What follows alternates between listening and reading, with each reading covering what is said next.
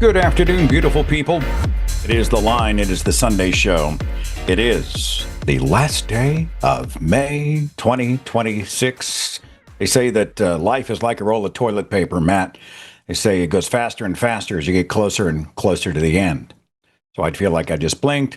Now it's almost June. Anyway, Seth Andrews, Matt Dillahunty, how you doing, brother? Oh, I'm crazy busy and I don't know, looking forward to doing what's going to be probably the last Sunday show I do for a little bit. We're not sure. I might be back for next week, but I'm definitely not doing the hang up this week because we are heading out for a family event. And you're back in what, a few weeks, or what are you thinking? I'll be back and forth multiple times over the next 2 weeks. We'll be back.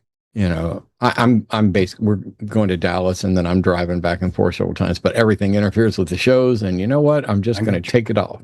Sometimes you got to do it. So I don't want to tease this too much, but I will tease it just because I've got a second. As people populate the switchboard, call in and talk to us. Theists get priority.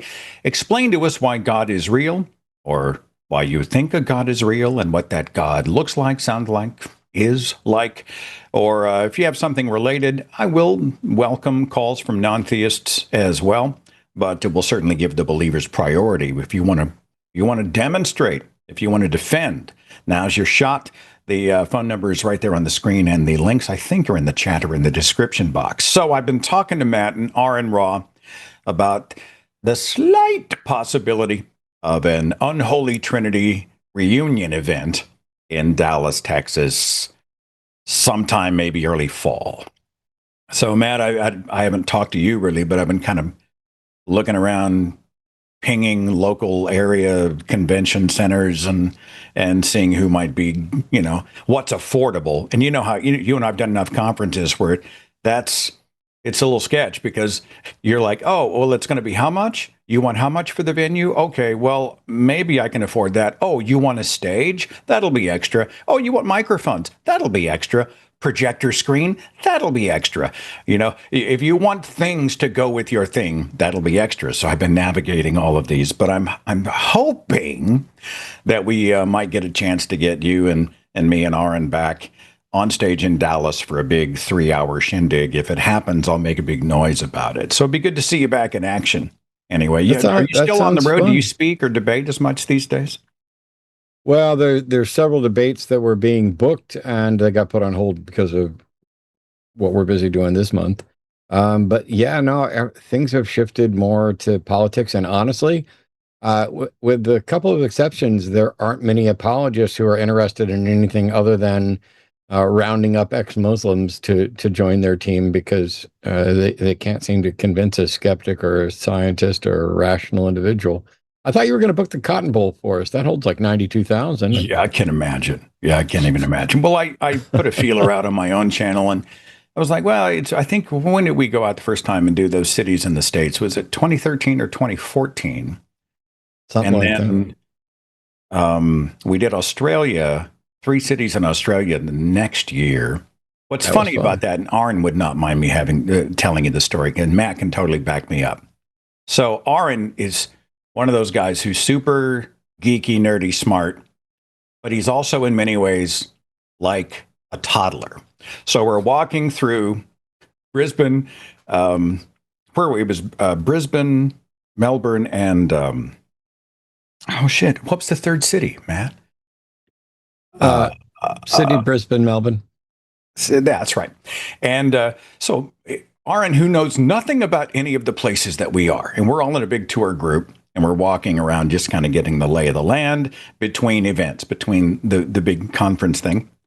And so Aaron he is soaking it in. He's a sponge, and he's walking all around these cities, and he's just in the moment, and he just leaves. He just turns a corner, and then we turn the corner, and Aaron is gone. Like he's gone on walkabout in Australia, and then no one knows where he is, and I don't think he knows where he is. So then the hashtag for the entire 2-week trip was "Where's Aaron?" So we found ourselves like, somebody, can we text Aaron? Does Aaron get texts in this part? Hello, does he have an international plan? Has anyone seen a 6'9" hulking Thor-looking guy who resembles someone who should be wielding a broadsword 1,000 years ago? If you do, call us because we're looking for Aaron. So anyway, fortunately, because he lives in the Dallas area, if we do something there, I doubt we'll lose him, as my larger point. So anything else you want to bring to the table before we actually talk to people? I see we've got somebody on the switchboard out of Minnesota to kick us off. I am ready. I'm ready to hang out, talk to some folks, maybe get some good conversation. Just remind people, I guess, that there's a delay. We'd rather not have to mute. We'd rather not have to pause. But one of the things is there are other people waiting on the line, and all we're trying to do is get you to tell us what you believe and why you think we should believe it too. Yeah, let's have fun. I want to go to Jeanette, dialing in at 630. Did I hit the right button? Jeanette, I see a progress bar. Are you there, Jeanette? Does anyone hear Jeanette? Lo, do I see my father? Hello? Lo, do I see my mother and my sisters and my brother? Are you there, Jeanette? Can you hear me now? Hello? Yeah, I can hear you now. Welcome to the show. Oh, You're my on goodness. with Matt and Thank Seth. you very much. What's on your mind? Awesome. Well, I have 2 series. I couldn't really write them in the box because they were a little bit too long, but I'm going to try to make this clear, and I'm pretty slow. So if you have any confusions or you want anything clarifications, just interrupt me and let me know. Cool. All right. So the first one is my theory that if God exists, he doesn't care about us or know about us or really think we matter at all, just because in the vast expanse of the universe, it being so large and massive and the time scale of literally everything, we are just like a little blip, like a little DT in the vast expanse of time. So, I mean, I don't know if I disagree with that. If a God exists, he doesn't really care about us anyway, so why would I care about it? Kind of thing. Is that what I'm hearing? Right. Yes, that's what I'm thinking. Do you have anything to critique? Do you think there's anything that might be missing from that theory? Anything to expand on? I'll defer to Matt Dillahunty on this one. What do you think? So that's certainly in the realm of possibility that if a God exists, it does not care or bother with us at all. But it doesn't seem like it's testable. So, right, it's like, just I don't a know theory. what I was just. It's, okay, but I mean, if this is more philosophical and subjective. I was just wondering if you think that it's a little silly, or I don't know. Well, there's like if you list what are all the possibilities, either some God exists or no God exists. Those are the only two. And if no God exists, cool. Then everything that we worry about with regard to a God is just, I guess amusement because it's not relevant. If a God exists, Right. either it's a God that we can detect or one that we can't. And a God that we can't Right. detect is identical from our perspective to the one that doesn't exist. So for me, the only Okay. gods worth talking about at all, or spending any time on, are the ones that people claim we can detect. So like, Okay. and so then my question is always, hey, you're basically, not you, but whoever I'm talking to, you're basically claiming that you've detected a God. How did you do that, and how can we do it? And so Got it. a God that doesn't care about us, doesn't know we exist, doesn't interact, isn't detectable, is in the same realm as like a deistic God, where Like if the God's undetectable, like a deistic God, then anybody who's claiming to have detected it is delusional. And all conversation about an undetectable God is, I don't know. That's like Right. talking about a square circle.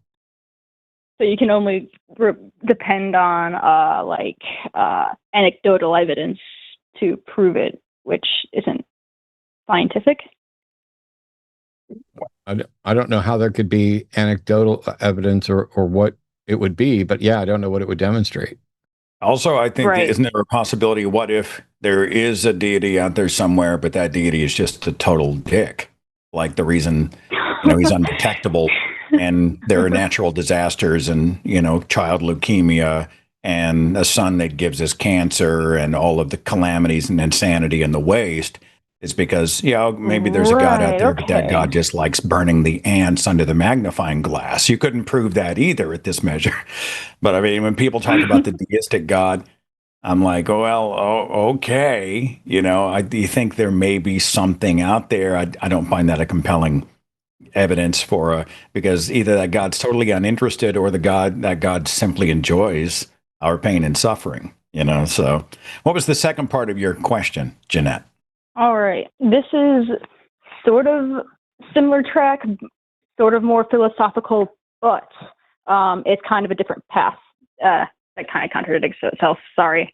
So if God is real, then the Christianity God, the Buddhism God, and any indigenous or folklore God also must be real.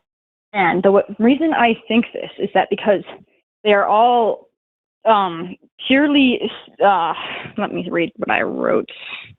They are real through only belief itself, just like men can reach immortality through remembering them, like dictators like Hitler. He's never going to die because will always remember him as a horrible person. We will also therefore make gods real because we believe in them. I reject everything you just said. Okay, yeah, explain. But he did it in love, Jeanette. He does it in love, as we used to say in the church, as a brother in the Lord.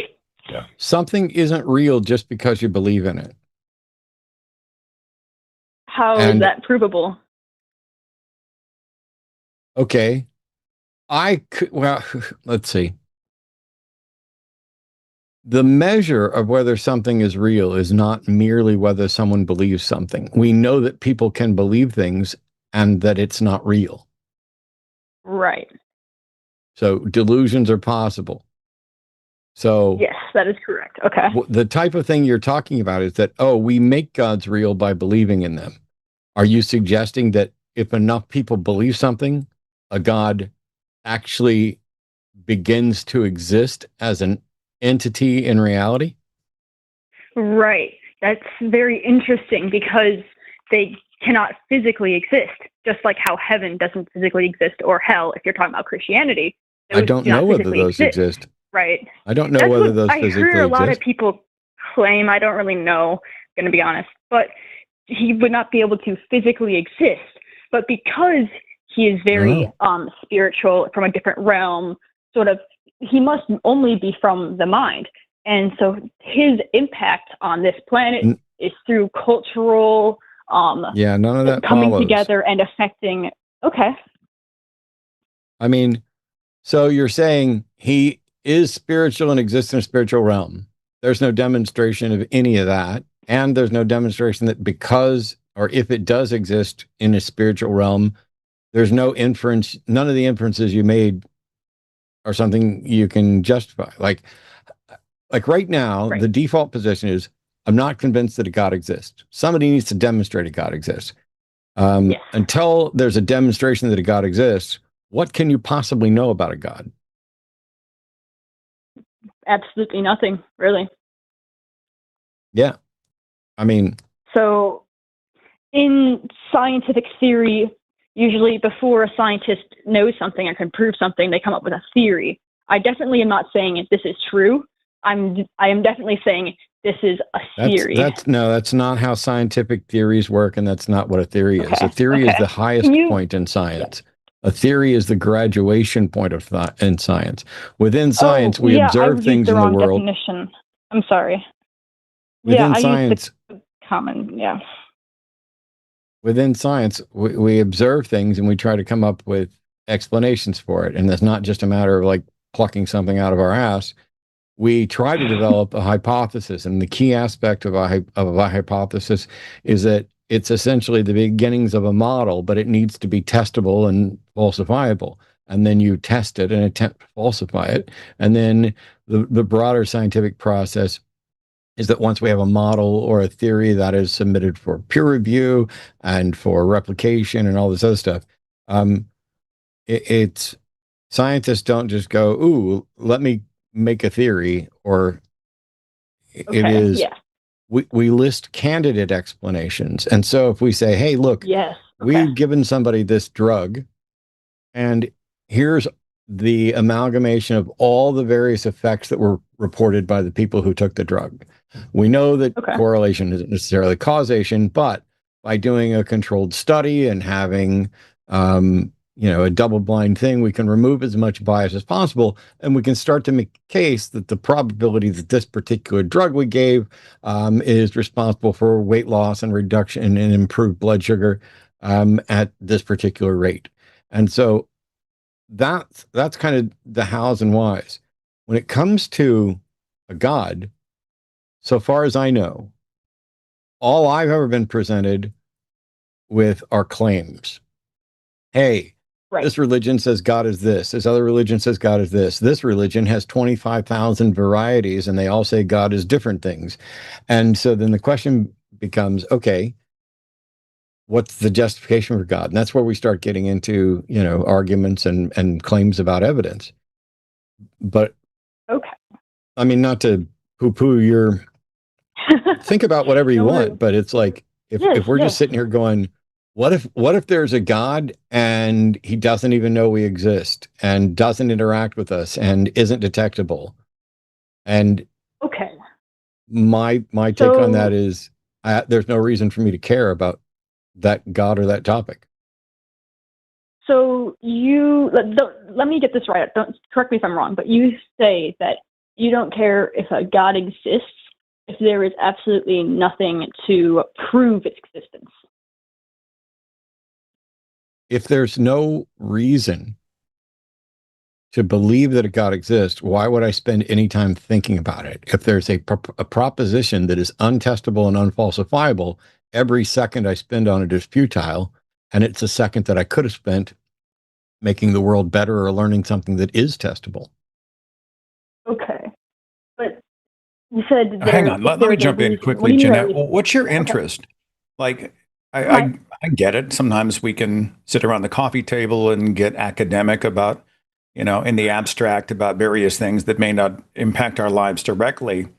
But if this doesn't impact your life directly, why is it such an area of focus for you? What's your point of interest? What spawns that? All right. So my interest is, I guess you could call that irrational, but I'm just fascinated about the idea of religion in general. I just think it's a very interesting concept. I think it has a very extreme effect on the world around us as a concept. So I don't know, I'm just interested. Well, that's not irrational. It's not irrational to be interested in something that people believe, especially when those beliefs translate into things that are actionable. The conversations about, is there a God? What's the nature of that God? What have been the claims in regard to gods? What are the effects of those beliefs? I mean, that's not dumb. I think a lot of people have had some very critical and necessary conversations. Hell, this show is all about that. There's entire fields of study about the sociology of religion and the psychology of belief, and then there within philosophy there's different takes on epistemology and testability. So there's tons of disciplines out there that are actively involved in studying the how and why behind all of this. But the issue of the supernatural claims, science is prevented currently, and perhaps forever, from making any claims at all about proposed supernatural events, because there's no way to test the supernatural. There's no reason to even consider the supernatural a candidate explanation for something until somebody demonstrates that it's real and it can do something. And so that includes Okay. gods. But the human part of it, hey, we make errors in thinking. What type of errors in thinking? Well, sometimes we have false positives, sometimes we have false negatives, and we have Right. biases, and we learn about propaganda and psychology and logic and all these things. That's all awesome. Yeah. Okay. So you think that the religion as a cultural movement is actionable, but the existence of a god is not synonymous with the religion, because religion really enjoys claiming that God works through people and people are part of the culture. So religion Does that make any sense? Religion is a label for a collection of different things. They're not all the same. They don't all say the same thing. They don't all think the same thing. Okay. But you can have a religion without a deity or even a real proposition about a deity, although it's unusual. But yes, you can absolutely have multiple religions that are impacting real people daily, even though the foundational claims about a god or whatever aren't true. Because the thing that drives is belief. If you're convinced there's a God, that God might not be able to do anything if it doesn't exist, but you can absolutely do things on behalf of that belief in a God. And people do. Okay. Sure. Yeah. Yeah, I'll take that. Anything else, Jeanette, before I move on? Move on to a new person. So you're saying? To the rest of the show. Right. So The have a rest nice of day, the I guess. story. I'm sorry, once again.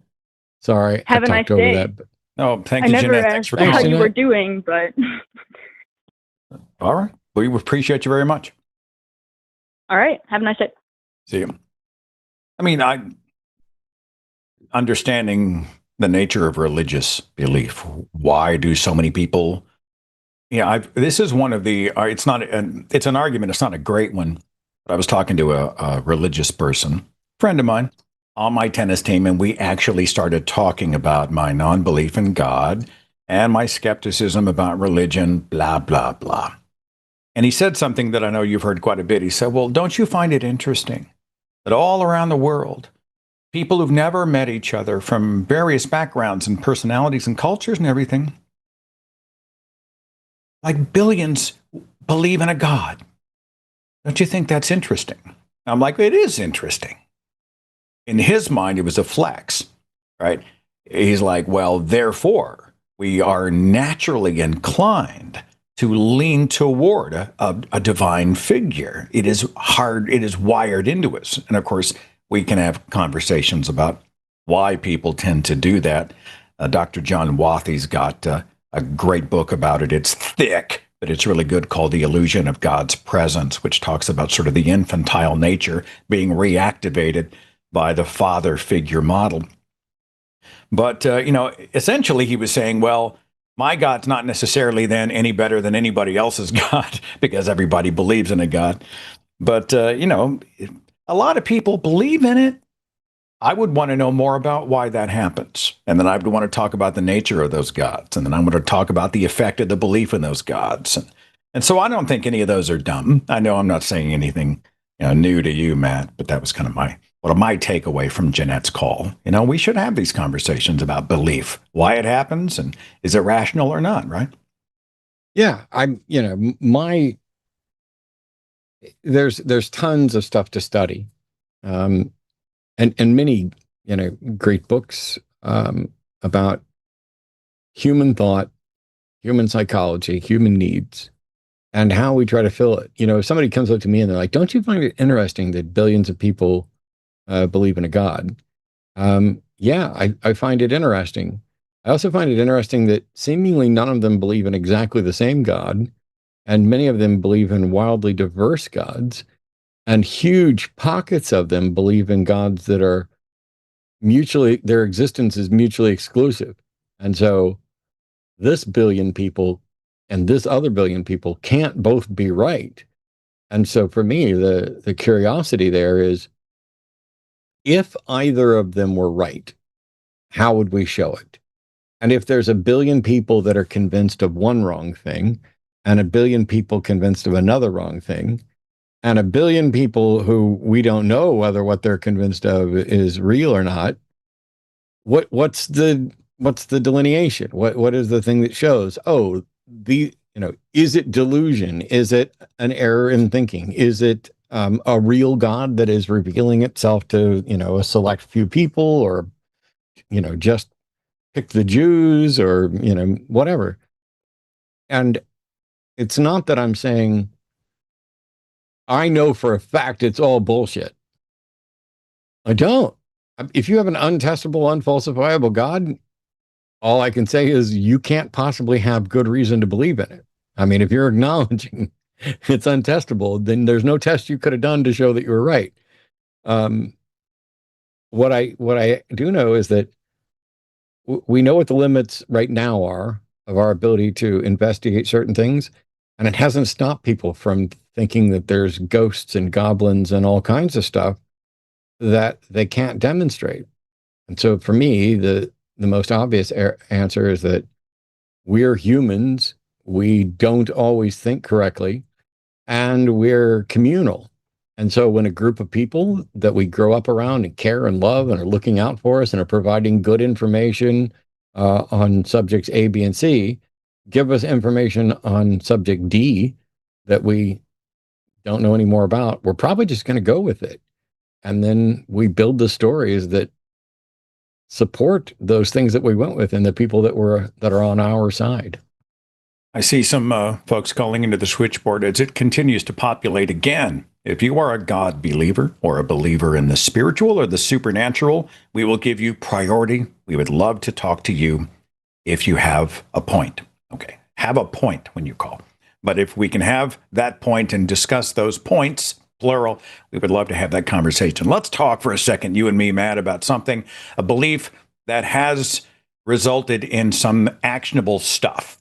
And I don't know if he really believes it or if he's just out of his mind, batshit crazy. But did you see the new narrative that's been coming out about Texas politician James Tallarico from Mike Lee, senator in Utah, who posted this week that if Tallarico is elected at the midterms, he is going to begin sacrificing children to Moloch. Now, really? Moloch is... Did you see this? I did not see this. This is the first time hearing of it. Beautiful. It's beautiful. So we've already known that those evil, wicked, woke, damn liberal, one world government, deep state, Satanist Democrats are already kidnapping and trafficking children and drinking their blood for the adrenochrome so they can live forever and become gods and kill the other god. You know, we've heard all of these. The satanic panic has been around since there have been human beings, right? And so when I did a speech about the satanic panic of the 80s and 90s, and people were looking under every rock for the devil, they're playing albums backwards, and the Smurfs are of the devil, and you know, every book, every pointed thing, every star, certainly the Ouija board, these are all things that are coming for your children. Well, it continues and continues to evolve. So, and mega pastor Robert Jeffress of First Baptist Dallas did the same riff on this a few years ago. But Mike Lee, senator, Utah, posted online with an image of Moloch, which is this Canaanite god, a false god from Yahweh that sacrificed children in fire, baby sacrificing in the flames. And he said, if Tallarico is elected, get ready to have your babies burned by Moloch. And I thought to myself, few people blinked. Our culture has become so batshitified. The bar is so low. The noise is so loud. The circus is so intense that a sitting senator can assert that another senator will sacrifice babies to Moloch, and the media brushes it off and moves on to the next outrage. It blows my mind. So I didn't know if you'd seen that, but this is an example, if he is a true believer, of someone whose beliefs are translating into attitudes and actions. And we see this across the board. People say, why do you care so much about religion, Seth? If you don't believe in God, don't believe. And I'm like, well, that would be fine if we didn't have people who were determining our foreign policy, our support of Israel or lack of, or the conditions of that support using the Bible and certainly end times theology.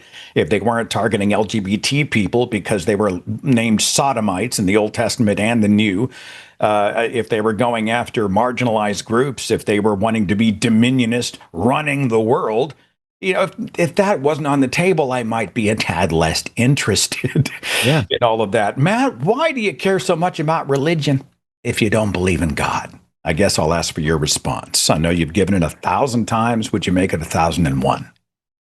Yeah.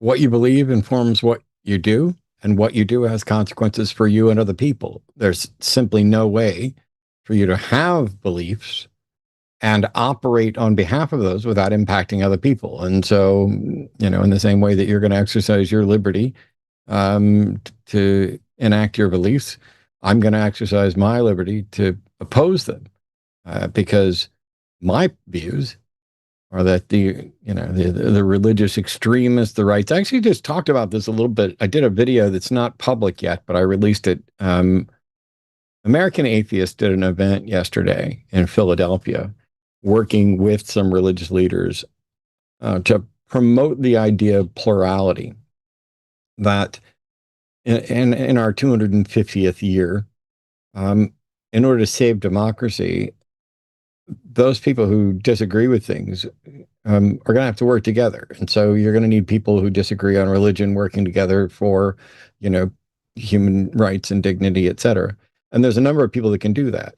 We're not working with, Westboro Baptist Church or the pastors and people like you're referencing. We're working with left-leaning folks. And I'm like, I like James Tallarico. Somebody wrote an article for American Atheists the other day, and they were complaining or pointing out that a pastor had said he hates Islam and he wants other people to hate Islam, but he really loves Muslims. And I was like, why are we complaining about that? I hate Islam. I hate Christianity. I hate Scientology. I hate any set of beliefs, any package of beliefs that hasn't demonstrated that it's true and yet robs people of their property and dignity. But I don't hate any of the people. Well, that's not true. I'm sure there's somebody out there I hate, but generally speaking, it's not like I hate Christians or I hate Muslims. I'm actually friends with and fans of all of them. I don't like the idea of plurality. I think if there's a right answer, plurality is pretty stupid. However, for things where you don't have any way of knowing the right answer, plurality it's a necessary evil to allow for freedom and the freedom for each of us to do things. And so, spoiler alert, how I ended up ending this particular video is, yeah, I'm working alongside people who I disagree with on gods. And I don't think that's trivial. But the things that we agree on with regard to, rights and liberties and freedom and what needs to be protected are so much more important that if we're out marching, and I'm concerned because I hate Crocs and you wear Crocs, if we're out marching for freedom and I'm more concerned about the fact that what your footwear is than that you're out there alongside of me trying to march for what's right, I'm a dick. I'm the one that's screwing up. And so I will work for plurality and freedom because they're necessary to fight the oppression and the fascism. I struggle a little bit. It always comes back for me to, we can disagree about theology, but we share values. Tallarico and I disagree. And whenever he and Pavlovitz and even Amanda Tyler and other of these frontline believers say Christian nationalism is not true Christianity, or my God would never judge gay people. Jesus loved everybody. Come as you are. He will accept you as you are. He would never send anyone to hell. I appreciate the sentiment, but that's true Christian. I mean, like, I think, who are you to say what true Christianity is? I mean, there's a more biblical, literalist version of Christianity, but the progressives, okay, that's a Christian. The spiritual Christian, the Jesus lives in my heart, they're all Christians. They're just practicing a different flavor. But whenever someone like Tallarico says, well, my God would never judge or dominate or any of those types of things, I think he has made a Jesus in his own image. And he Yeah. is misrepresenting biblical Christianity, he's soft selling the religion. That bugs me. But the bigger benefit for me is at this measure, we share values and we're fighting Yep. for human rights. But I do find myself sometimes yelling at the monitor when I see him say something or type something or his staff type something about what true Christianity is. And it's all love and light and Jesus, Jesus blesses all of his children. Yeah. Has he read the Old and New Testament? That's what I'm saying to the monitor. I'm sure No, you've had that conversation. I got the same concerns. I love Tallarico. I love John Fugelsang. Yeah. I prefer their Christianity to any I've ever seen, but it is a cherry-picked custom selection of verses and interpretation of verses that gets to theirs, which just ignores some real problems. I did a video yesterday because somebody I've never met, this will tell you everything you need to know about how my brain works and what I focus on. Somebody I've never met sent me an essay from the standpoint, from the perspective of their Christianity, about whether or not we can judge God, whether or not the God of the Bible wants us to judge him. And he had a view that was not particularly biblical, that I would have considered, or did consider, heresy when I was a believer. And rather than writing a response to his entire essay, I did a video. It's also not out to everybody, but it's out to patrons. Patreon.com/atheistdebates. Anyway, I sent a copy to him because I'm not trying to shit on anybody or ambush. If you send me your thing and I review it and I post a video about it and I rip it to shreds, which is what happened, I'm going to send it to you and you're going to get it before anybody else can see it. And he's already sent back a response saying, yep, there were really good criticisms there. I'm going to change my views. I definitely shouldn't have said this. I misrepresented the Bible here. But here's another essay that I wrote today with all the things that I think you got wrong in your thing. And I'm like, all right, I'll get to it when I get to it, maybe. I'm thrilled that there are people who are better than their religion has traditionally been. I don't know on what footing they can stand. How are you going to reform Westboro Baptist Church? How are you going to reform Project 2025? How are you going to reform the pastors that are wanting to repeal the women's rights and women's voting rights and how are you going Southern to Baptist do Convention? that? Right? What do you do with those guys? Right? I mean, I get it. I'm coming from here. I'm coming from a Southern Baptist background, but also I'm coming from a Pentecostal background. I'm coming from a Methodist background. I'm coming from a Catholic background. I'm coming from a background that starts with sola scriptura and then builds onto that. And I don't know how you get to, man, God really loves gay people and, just wants us to be nice. Yeah, I mean, there's some really good Old Testament stuff where God basically chastises the Israelites saying, hey, all you had to do is be nice to people. That's a wonderful thing. That is a great sentiment. He's like, you guys are out here doing this, and all I asked you to do was to be kind to widows and do these other things here. And I'm like, that's a God I'll stand side by side with. I'm not going to kneel to any of them, but that's a God I can at least support, whether he's real or not. Yeah, if they're not trying to burn the country down, we'll talk theology later over coffee. I'll have a pleasant discussion. But right now, let's stand shoulder to shoulder with people we may disagree with theologically as long as we share values. That bugs a lot of people. Seth, why would you promote, Amanda at Christians against Christian nationalism? They're Christians. Well, because they're on the right side of many issues when it comes to my values, etc. I see Adam dialing in from Croatia. Nice. This seems familiar. Adam, have you dialed us before, my friend? Yes. Are you there? Yes. Welcome to the show. You're on with Matt and Seth. What's on your mind? I know a very good reason to believe in God, and that is to not have your soul ruined. A good reason for us to believe in God is to not have our soul ruined. I don't think I have a soul. Did you ever troll on other people's wives? Did I ever what? Did I roll on somebody's wife? Did you ever troll on other people's wives? Did you ever masturbate, fantasizing about? Jesus Christ! Are you? Hang on. Did you just ask us if we masturbate while fantasizing about someone else's wife? Yes. No. But I will now. Thanks for the suggestion. I'm sorry. So, I'm sorry. No, Adam, you should just say goodbye. Adam, you should say goodbye because none of us believe you're for real. And none of us are, there's genuinely, if you call in to say there's a good reason to believe in God so that your soul isn't ruined, and my response is, I don't believe I have a soul, and you immediately go to, have you ever masturbated while thinking about somebody else's wife?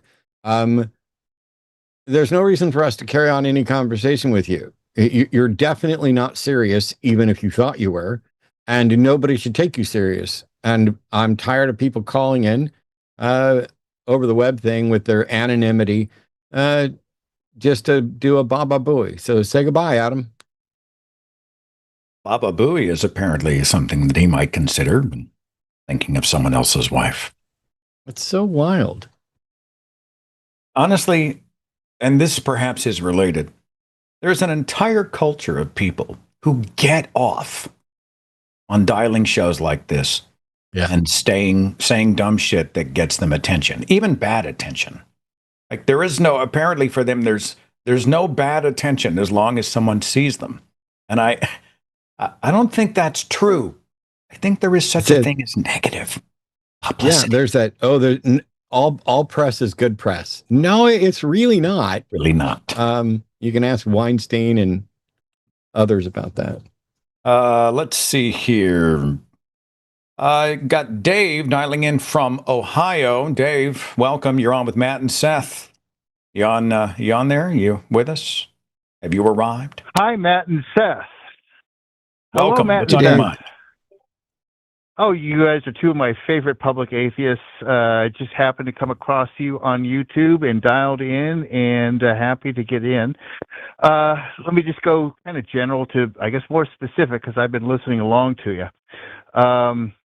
Just from my own perspective, the idea of creating something that you cannot explain to explain the unexplainable is kind of a strange way to justify believing in a deity, I suppose.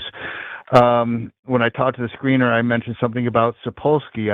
I kind of also believe that the God of the gaps fallacy applies to free will as much as it does to gods, and that all behavior is simply the result of the interaction between the organism and its environment, both internal and external. Wait a minute. To the topical. Dave, hang on. I'm sorry. The God of the gaps relates to free will.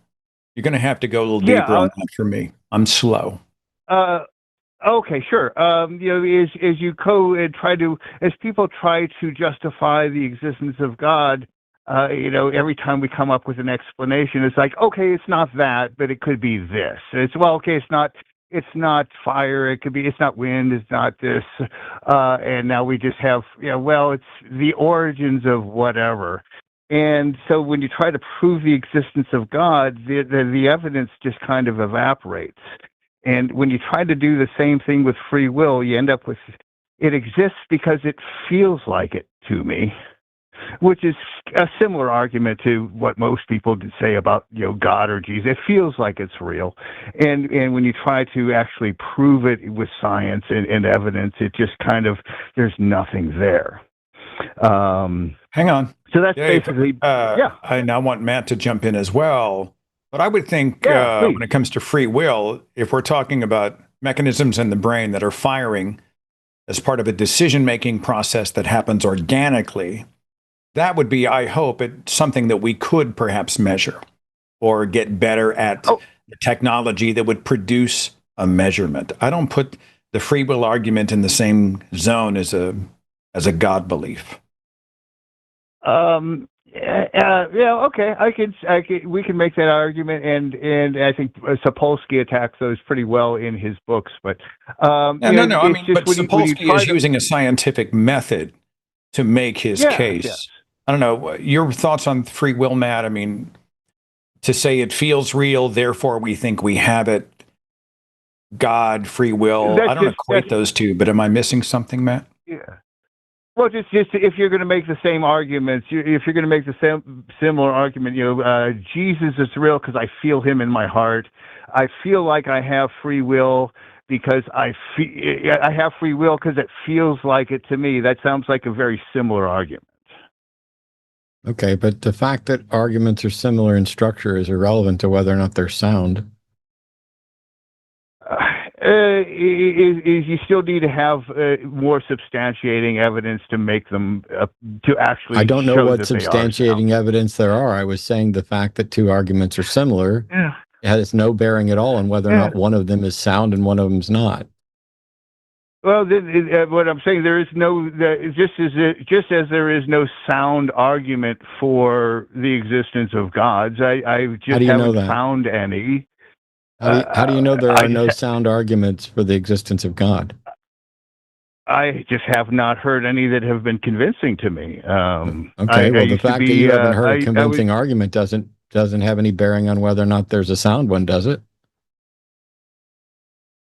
If there is, then I would be happy to hear it. Yes. Me too, but I don't go around making a claim that there isn't one, because what that does is it represents a closed-minded position where you think that there is no. Well, I don't say there is no evidence for God. I talk about what I'm. Never mind. I'm done talking. I'm just taking the Bertrand Russell argument. No. You're just talking over me, doing a book report. Cool. Go ahead. He's gone. He left? Swing low, sweet chariot. You'll be missed, my friend. I'm wholly unimpressed by people who are, hey, look, there's lots of conversations we can have about this.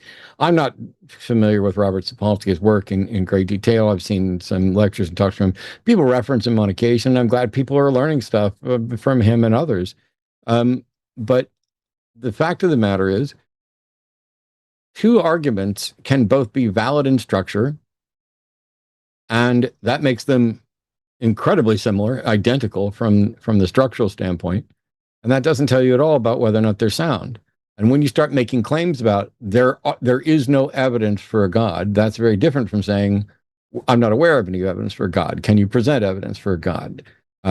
This is cynicism instead of skepticism. And so when you say, oh, well, there are no sound arguments for the existence of God, I would agree that I have not heard or been presented with an argument that I find to be sound for the existence of God. If there was a sound argument for the existence of God, I'd believe in a God.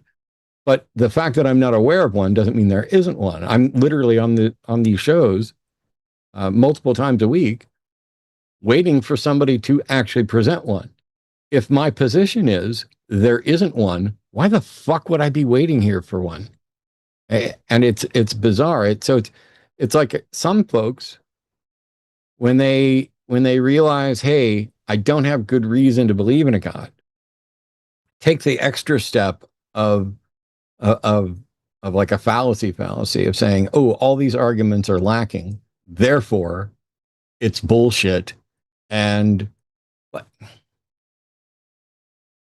I listened to a call-in show the other day. I was not on it. I'm not a part of it. I was listening to it. And there were topics that came up that are philosophically dense and annoying.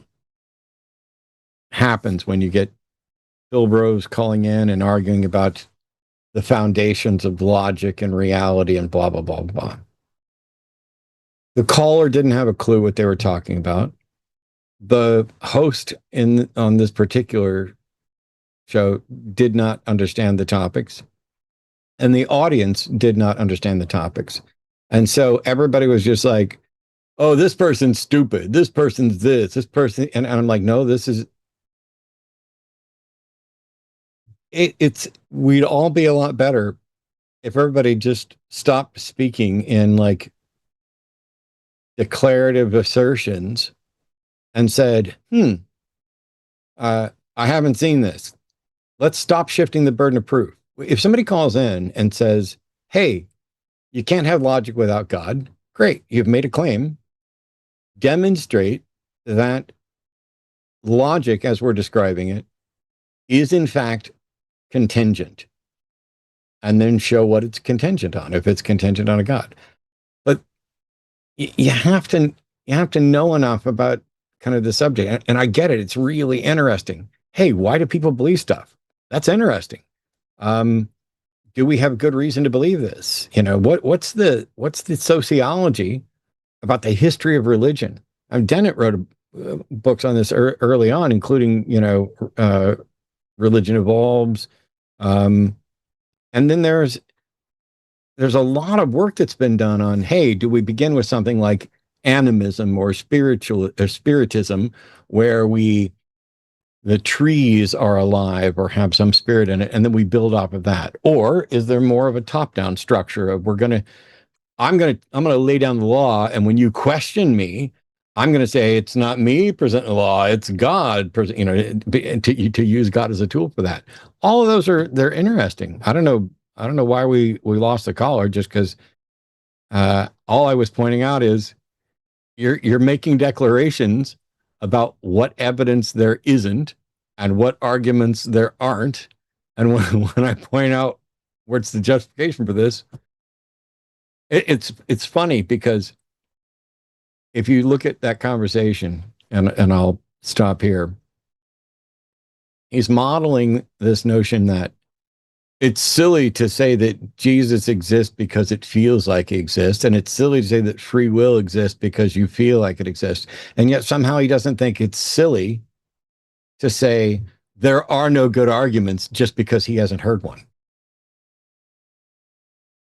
Let's talk to Gary, dialing in. Looks like Maryland. Gary at 240. Are you there?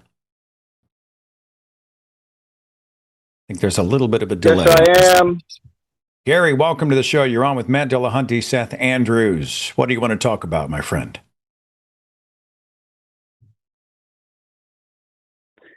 You said a few moments ago the phrase, God has written eternity on our hearts. Hey, Gary, and do that's me a what favor, I want to talk about. If you can, I'm going to back you away from your microphone or telephone just a little bit so it's not quite as loud.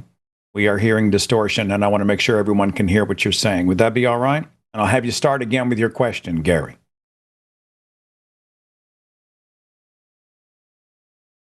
Okay, by me. Go ahead. And the question is, what is the physiology that we all share that encourages people to believe that they are eternal creatures that will go on forever? So this relates to the conversation Matt and I were having a little bit earlier, when someone says, if God's not real, why do people seem to have an innate desire to believe in God? Or why do they all look up to the skies, or most of them or many of them, and say there must be a God? Is that the question, Gary?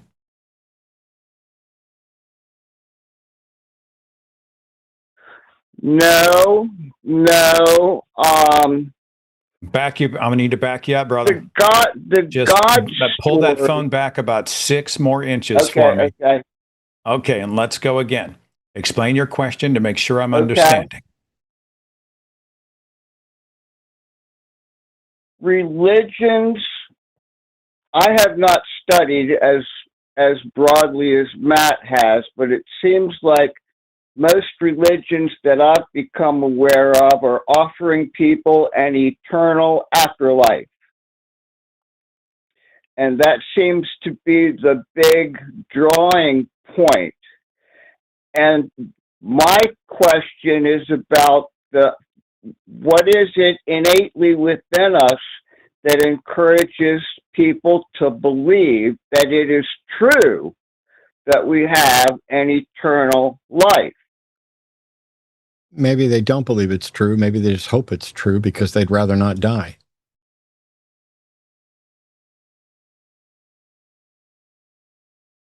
I think that could easily be the case, but I think the fact that we have absolutely no experience with non-existence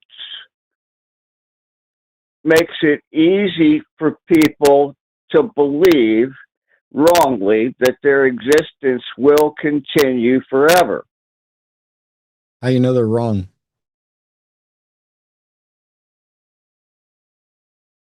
Don't know for sure. Then why would you say it? Gary, if I can't get your microphone fixed, we're probably going to have to take the rest of this conversation between Matt and me off of the air or past the call. So is there any way to get any further away from your microphone? Perhaps reduce the volume of your voice? Otherwise, it's going to be very difficult for us to continue. It's just overdriving, and so it sounds gritty and grainy, and it's kind of hard to understand is the point. Sure. We don't think you're yelling at us. It's just an audio tech issue.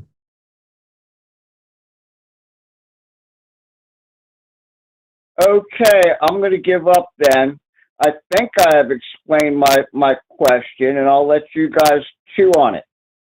You're very kind. Well, you gave us a sort of a tee-off point, so we'll take it somewhere, and hopefully it'll speak to what your question was, okay? Thank you, Gary, very much. Appreciate you.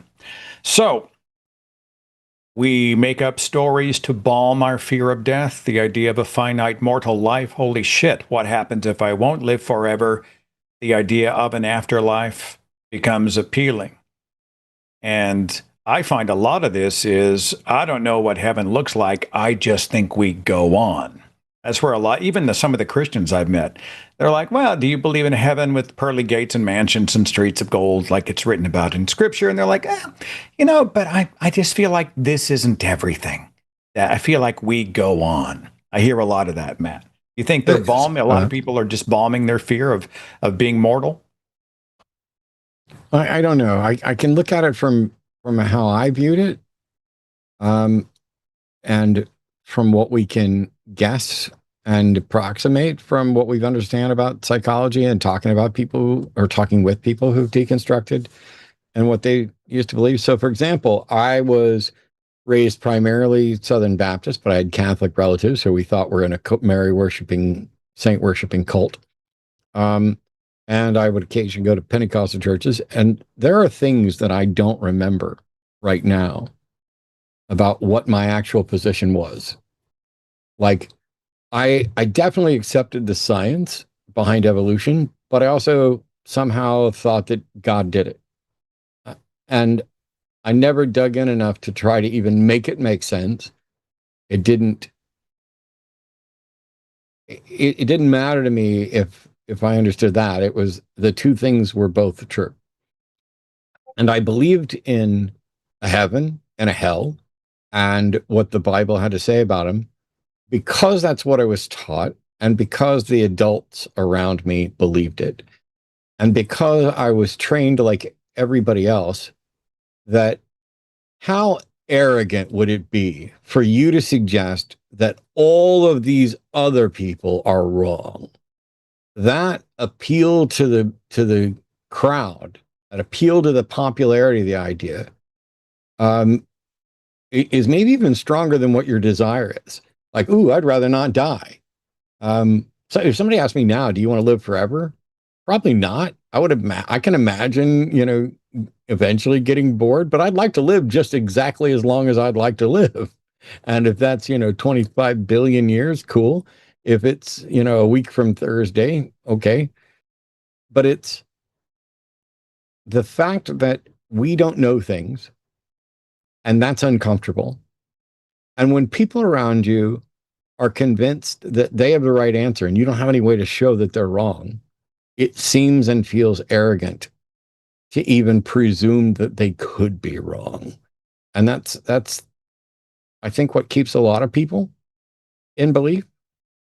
But I don't know. Maybe there is an actual God that is revealing things to some people and not others.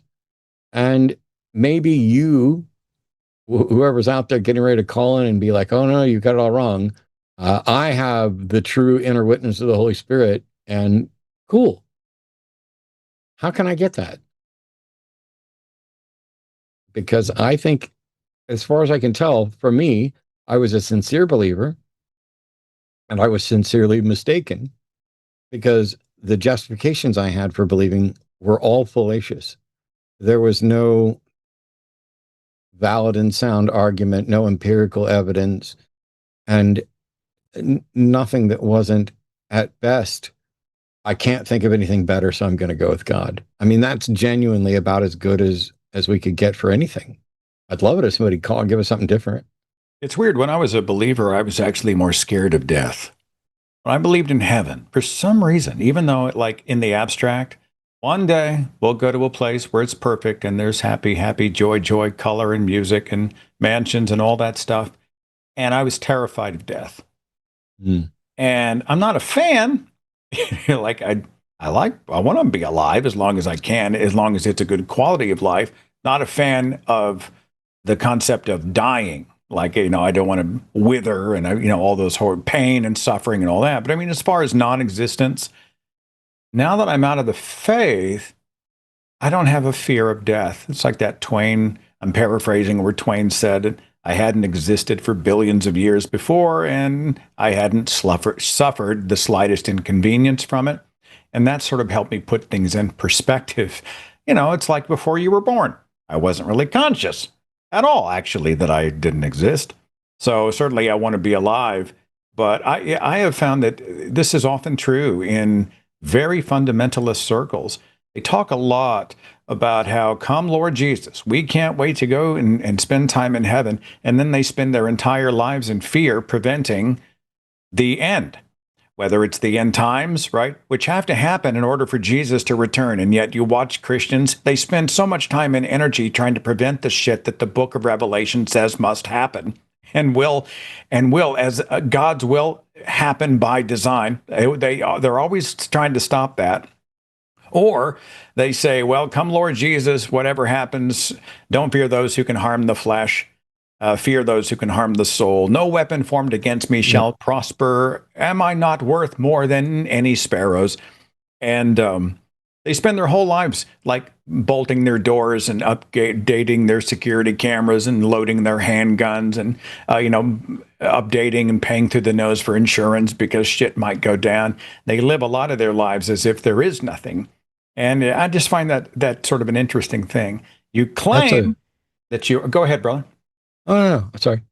No. I think that was it. I think I was just restating, but I'd already stated previously. You had something you wanted to toss on? There's a question that comes up a lot in there, which is, how do you get over this fear of hell? How do you get over this fear of death and dying? And I like the fact that you were talking about, you were far more afraid of it while you were a believer. And because, and it's in part, and I felt the same way. I walked down the aisle at the age of 5 and accepted Jesus into my heart at a revival at Ashland Baptist Church in Kansas City, Missouri. And I still have the little bitty Bible they gave me, the New Testament one. It's sitting around here, right around here somewhere. Anyway, I don't recall ever having a fear of death or hell.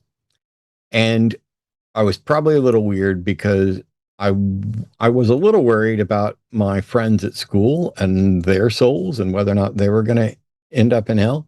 But it was more of a, Jesus loves me, this I know. I'm good. And because I got saved so early, it was just a matter of fact. When I got to be a teenager, all of a sudden I learned more.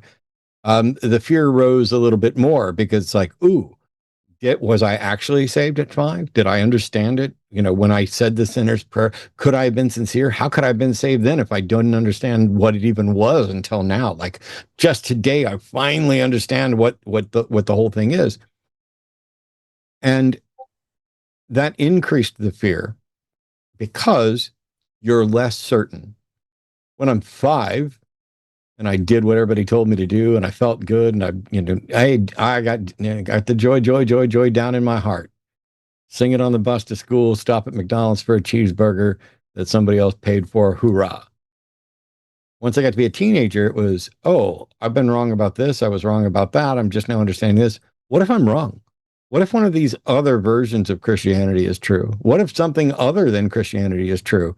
And you start praying. And the religion that I was in was very much a guilt cycle driven process of you're never going to be good enough. You can't do, so you're constantly rededicating your life to Jesus. And it's the Lottie Moon offering this week. So we'll give that. But we were going to be here anyway. And let's go do the youth group. And it serves as a distraction. And in those quiet moments, when you're in your prayer closet, when you're reading your fully marked up, this one isn't mine, this is my ex-wife's study Bible, and you're digging through stuff and you start having questions and you start realizing people don't have answers, the fears start rising. And the way it went away, and the reason I think maybe Seth and others don't have these fears now, is because everything about that motivated reasoning is gone. As soon as I realized, should I be seeking the best heaven? Should I be trying to avoid the worst hell? How do I figure out which of those is that? How do I figure out which hell is the right one to avoid and which heaven is the right one to seek? And how do I figure out what the right criteria is? As soon as I realized it was a muddled mess that nobody knows and understands, and nobody can demonstrate that they have the right answer to, then the only thing you can ever be and be comfortable is intellectually honest, which is, I have no idea if there's an afterlife. I'm pretty confident that there's not. I think the soul is one of the most obviously false propositions in all of religion, but I'm open to somebody proving it.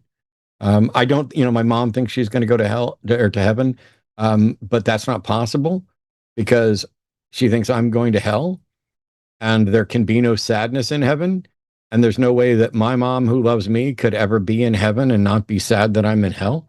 And so already, at least it's some kind of doppelganger, a proxy of her. Once I realize that the best thing I can be is intellectually honest and pursue the questions and be open to someone presenting the argument, any God that punishes me for honestly seeking this information and not getting the right answer is a moral monster. And I can't do anything to stop a God like that from squashing me like a bug, but I'll be squashed knowing I'm morally superior to whatever God it is. Yeah. Yeah, I think you said it. FYI, there are a lot of great shows on the roster lined up here on the line for the rest of the week. Tonight at 7 o'clock Central, it's actually at the Calling It Now show with Jimmy and Austin. That's going to be at 4 o'clock Central today. It's going to be right at the tail end of this broadcast. And then tonight, it is the Sunday show After Dark. Forrest Valkai and Eric are going to be hosting that. So that'll be a ride. Tomorrow night, 6 o'clock, is the Skeptalk broadcast. Tuesday at 6, we've got Chew to Gum with Taylor, SH, and Alyssa Lube, the Hang Up, which Matt will not be here for, but you've got somebody subbing in on Wednesday, Justin and Blitz, and then the Transatlantic Call-In show on Thursday night. Let's see, is that Thursday afternoon at 2 o'clock? Am I reading that right? That's correct. 2 o'clock. All right. See, I'm starting to put it all together. There have been adjustments in the schedule, and I'm trying to keep up as best I can. So like and subscribe to the Line channel. Make sure you're following, because we've got content airing pretty much every day, all week. And we'd love to have you listen, watch, call, be a part of it. Steve is dialing in out of the UK. Thanks for your patience, Steve. Are you there? I certainly am. Welcome. What's on your mind? You're on with Matt and Seth. Oh, okay. Well, first of all, let me apologise for not being a theist. I know it doesn't add to the dramatic effect, but I have some concerns. I don't know if I've got a lot of. Are you okay? I've got a bit of lag. You're fine. What's your concerns? Okay. Fine. No, I have a bit of concern about the influence of what I see as a very US-style Christian nationalism creeping into UK politics. I don't know how much you guys kind of know about the way that the UK has treated religion, but we've always been very casual about it. I mean, we have religious education in schools. I am personally involved in it because I serve on a county body called a SACRE, which determines things like what religious education should cover. And we've always been very relaxed about it. I go into schools, I talk to kids aged, 5 to 18 about, I'm a humanist, that's my representation when I go in. And I've been doing this for 15 years probably, as a volunteer. But over the last couple of years, I have started seeing a lot of pushback in that we're starting to get parents complaining about religious education, inclusive of Islam and Hinduism and Jainism and indeed humanism. And we are starting to get more right-wing led councils trying to bring things like the Lord's Prayer into the beginning of council meetings. So, I mean, we're probably part of that whole kind of right-wing kind of drift in politics, but it seems to be coming involved with Christianity in a way that this country has never done it before. And I just wondered if you guys, because you've lived with this for half a century probably, if you've got a thought about this and where the funding's coming from, where the drive's coming from. Is this from America or is it? I don't know. Well, I can't speak to the UK. That's going to be more your wheelhouse. I am interested, though, in the people that you are interacting with. Do you feel like they're taking some cues from the rise of the right wing, the white right in the United States? Do they reference that? It definitely feels like it. We're starting to get right-wing parties saying that Christianity is part of British values, which, I mean, it's always been kind of there, but it's never been front and center the way it's been in the last year or two. Aren't the attitudes throughout the UK of just pretty much disdain for what they're seeing in the United States? I mean, Trump goes to the UK and he gets roasted over an open flame. I mean, they were just having a field day with him. I don't see respect, at least from, the ripple that I see coming out of the UK has not been one of any sort of admiration or respect for Trump, unless I was just up in Calgary for the We Can Reason event, and they said that there's a Maple MAGA segment. There's an actual, like a subset of Canadians that love Trump. Wow. And want sort of a Trumpian mini nation. They think many even want to secede and start their own little Trumpian thing. So, I mean, are you seeing that in the UK? Partially. I mean, it's quite difficult because I'm in a kind of very left-wing sort of bubble of people. So most of the people that I know, Trump's an idiot. I'm losing you, Steve. I'm losing you, my friend. We got a bad connection. Well, I don't know. I'll let Matt jump in. I don't know. I mean, the United States is my wheelhouse. I don't know much at all about your situation. Matt, did you have a thought one way or the other? Hang on, just before, sorry, Matt. I guess my point in calling in is that you guys have been experiencing Christian nationalism, that influence on your politics for decades. I'm aware of that. It seems very new here. I'm just wondering if you think that it's originating from the US, whether it's funded from the US, whether it's part of your political whether it's part of your political sphere and not really part of our social sphere? I have no idea, and I don't know what use my answer would be if I did have an idea.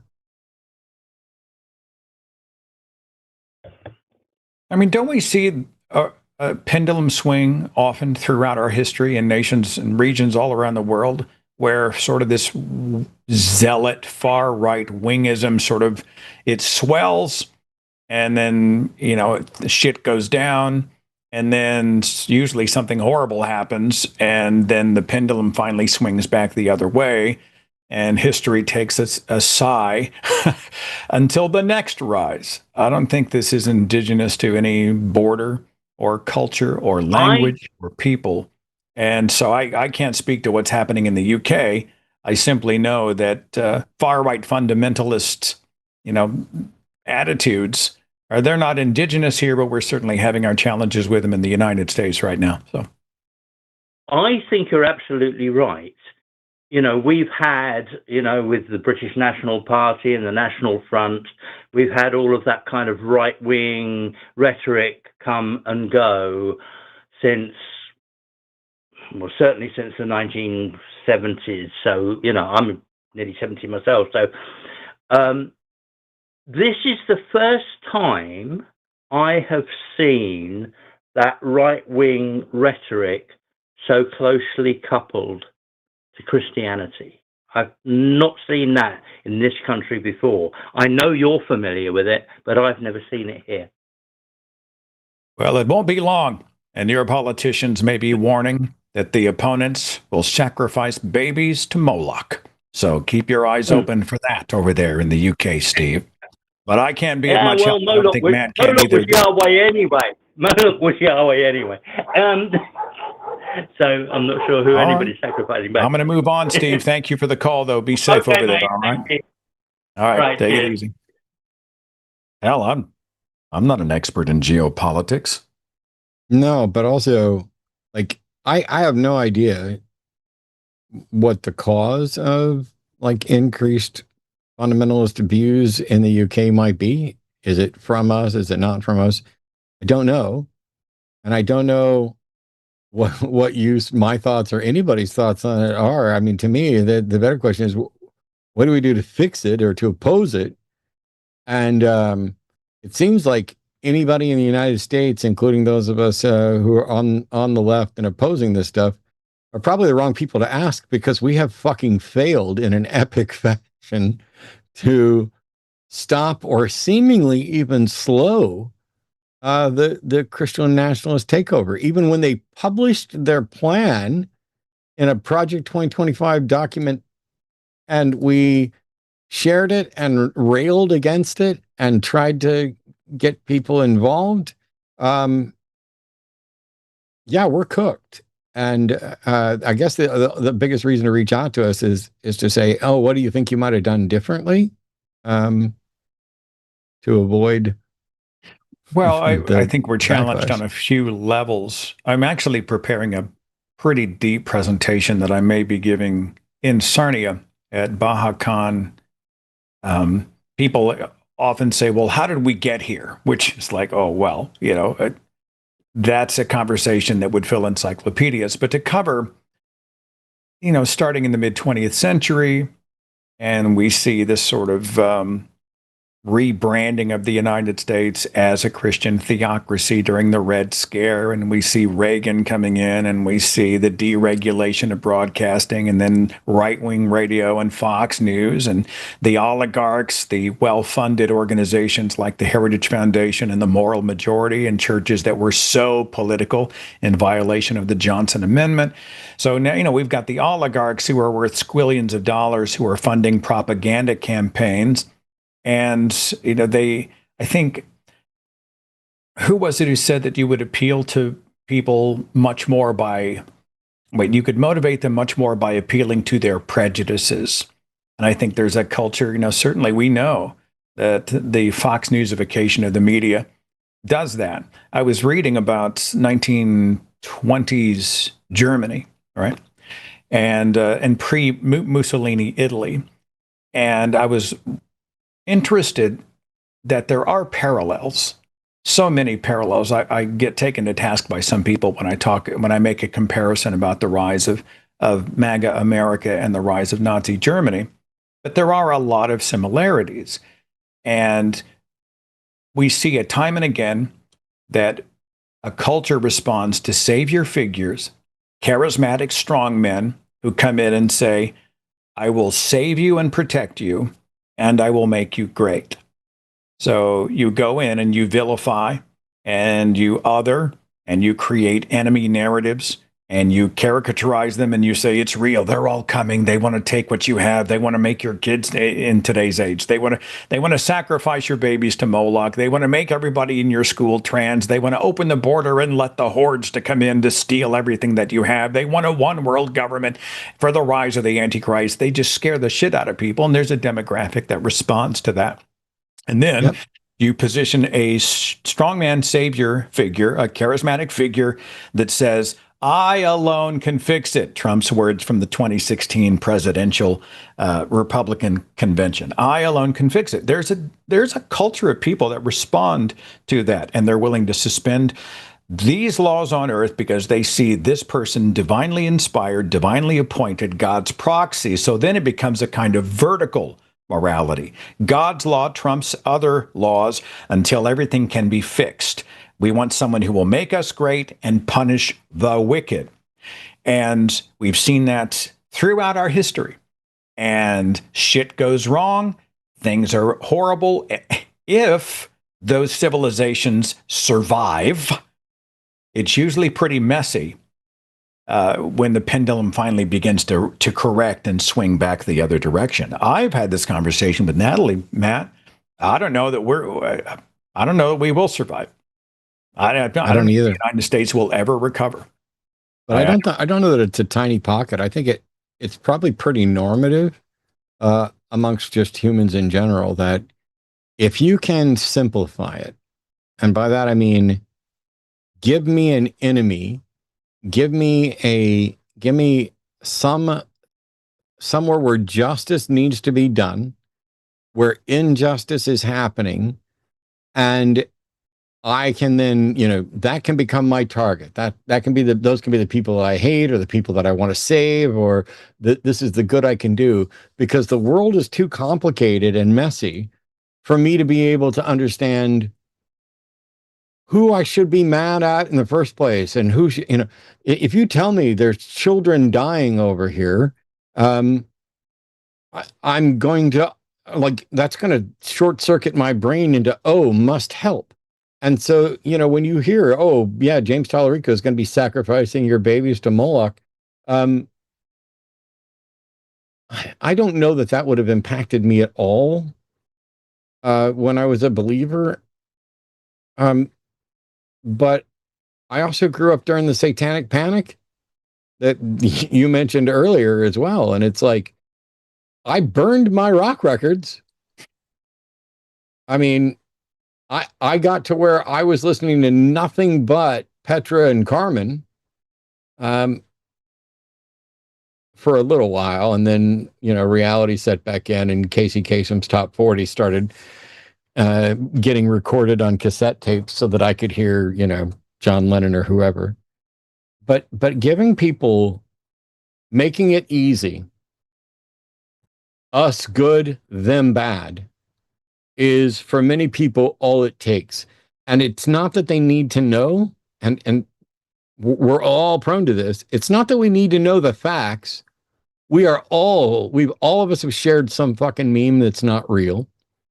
We have all shared some piece of information that is not true. This is the way we've done it. And some people care more than others. But if the world's too complicated and I got bills to pay and gas is, closing in on $5 or $6 a gallon, and, my side hustle is failing, and, I'm paying 50% more for healthcare per month than I was prior to this. And I now own rabbits as potential food source, just in case food sources break down, and not just because I have animals that might eat them. But it's the world is in such a state you don't know what's going to go on. And if somebody says, "Ooh, this person's bad," and you trust that person and the people who are already picking up arms and torches to go after them, sometimes that's all you need. And we're all kind of running on autopilot because it's too much work to figure out what the truth is anymore. I see we have a couple of theists on the switchboard. I promise I will get to it. Couple of things. First of all, Casey Kasem, America's Top 40. Oh, yeah, that was a classic show, you know. But there is a classic clip that was making the rounds on tape because the internet didn't exist when it happened. But Casey Kasem was doing another long distance dedication. And he had to segue out of someone story about someone losing their dog. Their dog died. And he was supposed to then segue into a happy song. And he was trying to record the segment. And he was like, how am I supposed to come out of this? How am I supposed to do a goddamn dead dog story and then go into this? And he literally lost his mind. And expletives were flying left and right. Well, this was news because Casey Kasem was Mr. Clean. He was Mr. America. He was so pristine. He would never swear. Certainly, he would never swear into a microphone. This is the guy who was Shaggy on the Scooby-Doo cartoons. He's so wholesome. You must go to YouTube sometime, type in Casey Kasem, dead dog story, and 3 minutes of the most priceless audio you have ever heard will appear on your computer, and it will be my own personal long distance dedication. Secondly, I had a conversation with a MAGA the other day, and I'm interested in what they are willing to suspend as far as the rules of engagement and their own supposed Christian values when it comes to them being protected and getting what they want. I said, name for me one Christ-like attribute of Donald Trump.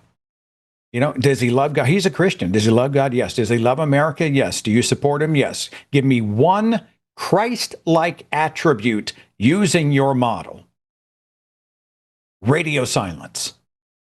Does he tell the truth? Does he bear false witness? Is he humble? I thought pride went before the fall. Don't love money, right? The love of money is the root of all evil. Blessed are the meek. Turn the other cheek. Blah, blah, blah. You know, don't commit adultery. They couldn't name one, but they were willing to submit to suspend all of the other rules because someone, a savior figure, said, no, I'm willing to crush the wicked, protect you, and make you great. And I find that was very interesting. I'm going to say it's pronounced, is it Jordan or Jourdain, dialing in out of Virginia? It's Jordan. How y'all doing? Jordan. Welcome to the show, my friend. You're on with Matt Dillahunty, Seth Andrews. What's on your mind? I'm calling to ask a question about hard determinism. I apologize ahead of time. I'm very nervous. I've never done a call-in before. You're doing fine. Let's start with the definition. Hard determinism. Yeah. So from my understanding, hard determinism is the idea that morality or all things are basically determined. It's going to happen whether we made a choice or not. So is that a fair assessment or? So that description of hard determinism, essentially what you're describing is fatalism, that everything is predetermined to happen. Yes, but it's not relevant to morality. Okay, gotcha. So, but it deals with in terms of if it's going to happen or if things will happen, right? Without choice or without conscious agency. Yeah, essentially fatalism in the hard determinism in the fatalism sense is that the universe began expanding and the laws of physics cover everything, and everything that is ever going to happen always was going to happen from the beginning, including me pausing this sentence and then starting it back up. Gotcha. So my question that I'm calling to try to figure out is, how can morals be subjective if everything is determined? Like if I have no choice in it, how can it be subjective?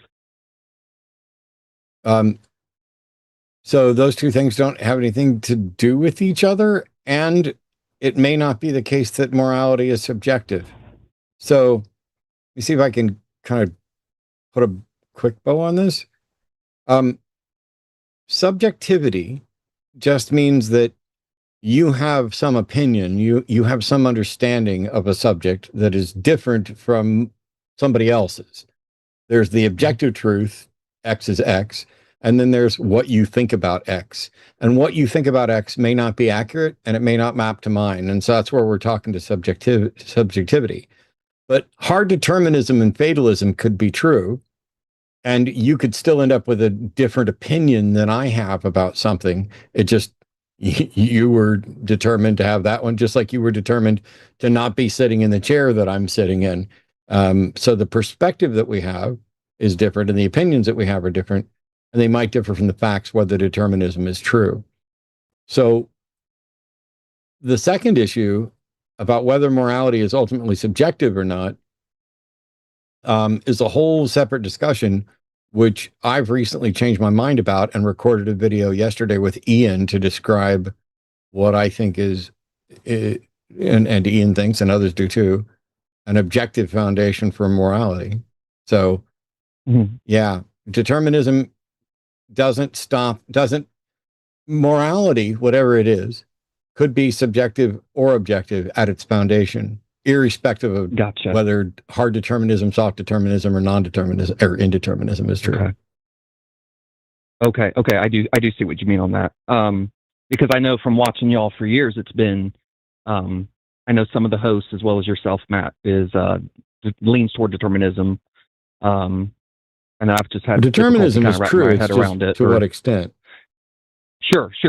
Yeah, because there's like, I guess it comes down to things happening because of, like you said, you have the expanse of the universe and everything happening through like chemical reaction, and everything's reactive. And well, Jordan, hang on. It says here you are a theist. Do you identify with a specific religion then? So I was raised Christian, and I left the church about 7 years ago, mostly because of you, Matt. You helped me see that the God of the Bible, the God of the Bible, I definitely came to the conclusion was not worth following if he existed. So I started out being still a theist, but rejected. I basically chose hell in that viewpoint. And now I'm leaning towards atheism, but I'm still stuck in theistic belief because I see objective morality, but in terms of consciousness, kind of borrowing from a Peter Singer view of suffering. But I kind of extend that past where you can't have suffering without consciousness. No, Peter Singer's view isn't objective. That's his opinion. Right. He has subjective. Yep. Also, if you know the God of the Bible is fiction, but you are still aligning this desire to align morality with theism, what theistic deity would you be aligning it with? I'm more panpsychism. I kind of think that we're inside of, and I do have reason for believing this, but I don't know how much you want to get into on it. But well, I kind of see it as you're going to have to succinctly, in a few sentences, tell me how you got there before we can let you go on any further, if that's okay, Jordan. Sure. So imagine a triangle. So picture if you have a triangle, you've got at the very bottom, no consciousness, rocks. And you've got, there's nothing there. Like there's no experience. There's nothing to suffer. There's nothing to experience. If you go all the way up to the top of the triangle, you have increasing levels of consciousness. We would have like embryos versus fully grown humans versus, whatever.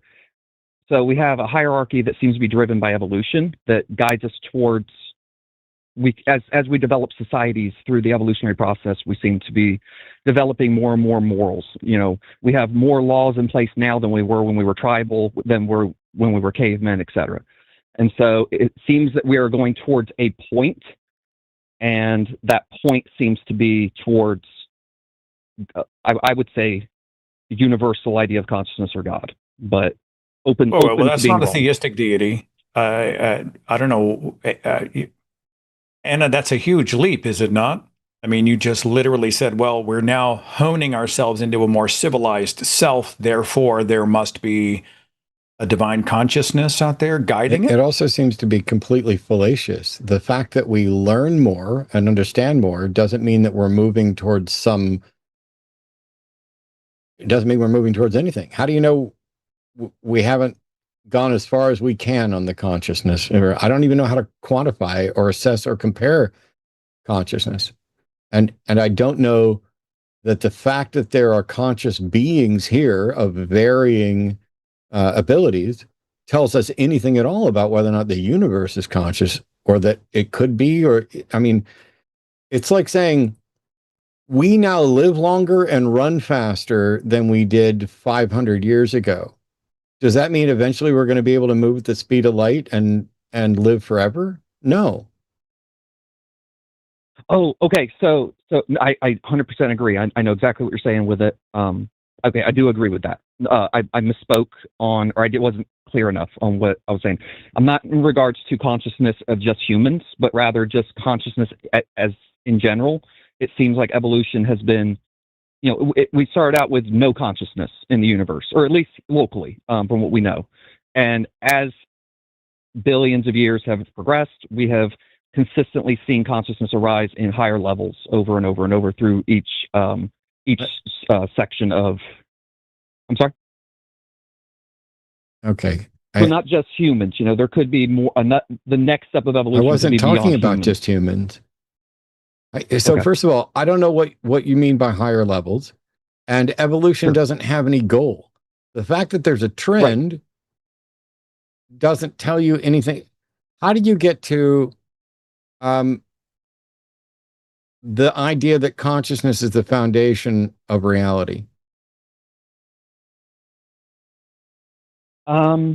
So it's a really long drawn out thing. I didn't really want to. Maybe I can short circuit it. Maybe I can short circuit it. Your view of panpsychism is, I'm assuming, normative, and that mind is the foundation of reality. Gotcha. Okay. I'm asking. Yeah, I'm thinking. I'm trying to process. I'm very visual, and so just hearing voices is a little difficult to process the information. Would you mind repeating that question one more time, just so I make sure I'm getting it right? So panpsychism, as it's always been explained to me in a normative sense, is the idea that mind is the fundamental feature of reality. Right.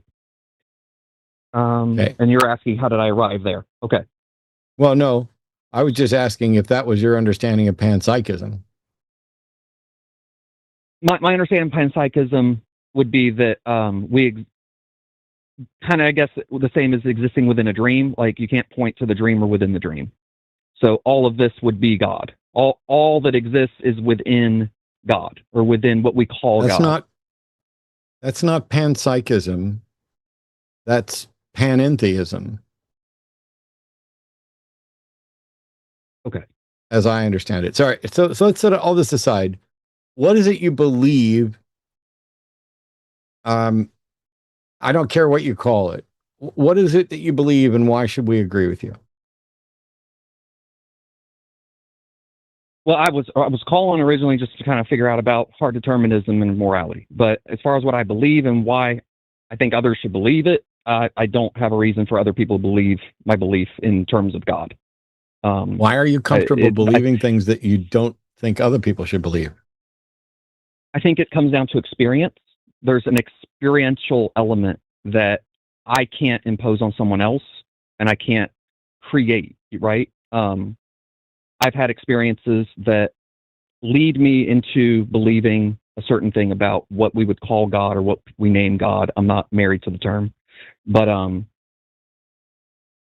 I can't really replicate those experiences or adequately describe them to convince somebody in like a phone call or even just a conversation in person, right? You can't even describe them.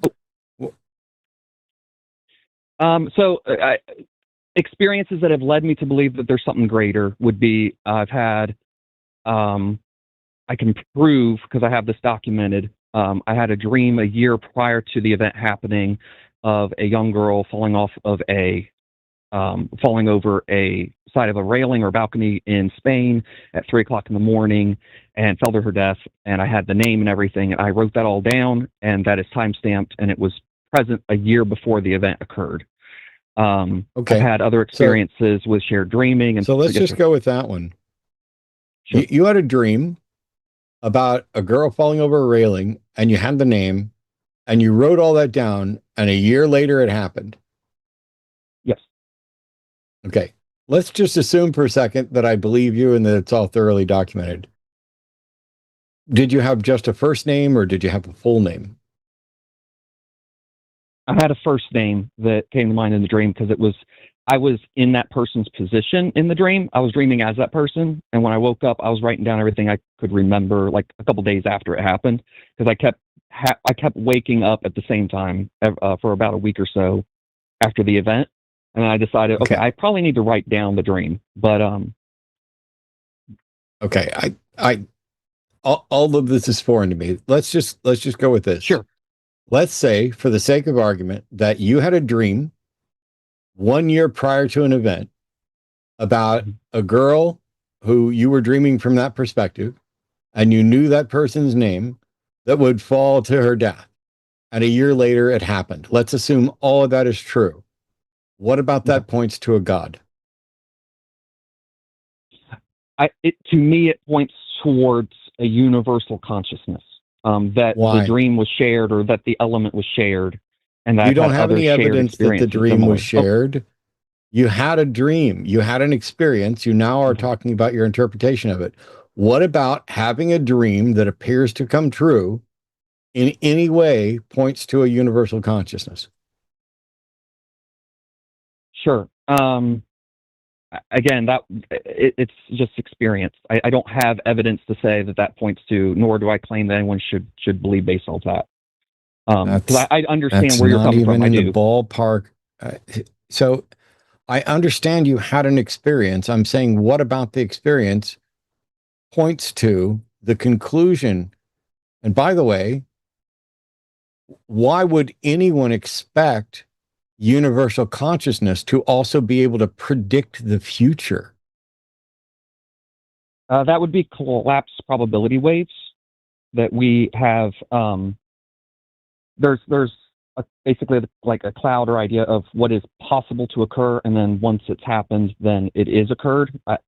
I'm summarizing it poorly, I'm sure, but when you have the probability wave of all potential outcome, and then you have a finalized outcome, what I'm positing is that this kind of an experience that I've had, along with other experiences that led up to what I believe, is based in that I was seeing the collapse probability wave prior to it collapsing.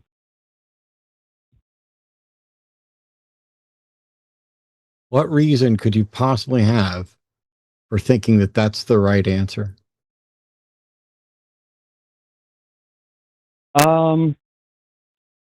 I don't have a definitive scientific proof. It's so fucking or weird. Anything to offer. Yes. It's so weird. And thank you. You just did the same thing that, I don't know, dozens of other people have done, which is, when I ask, why do you think this?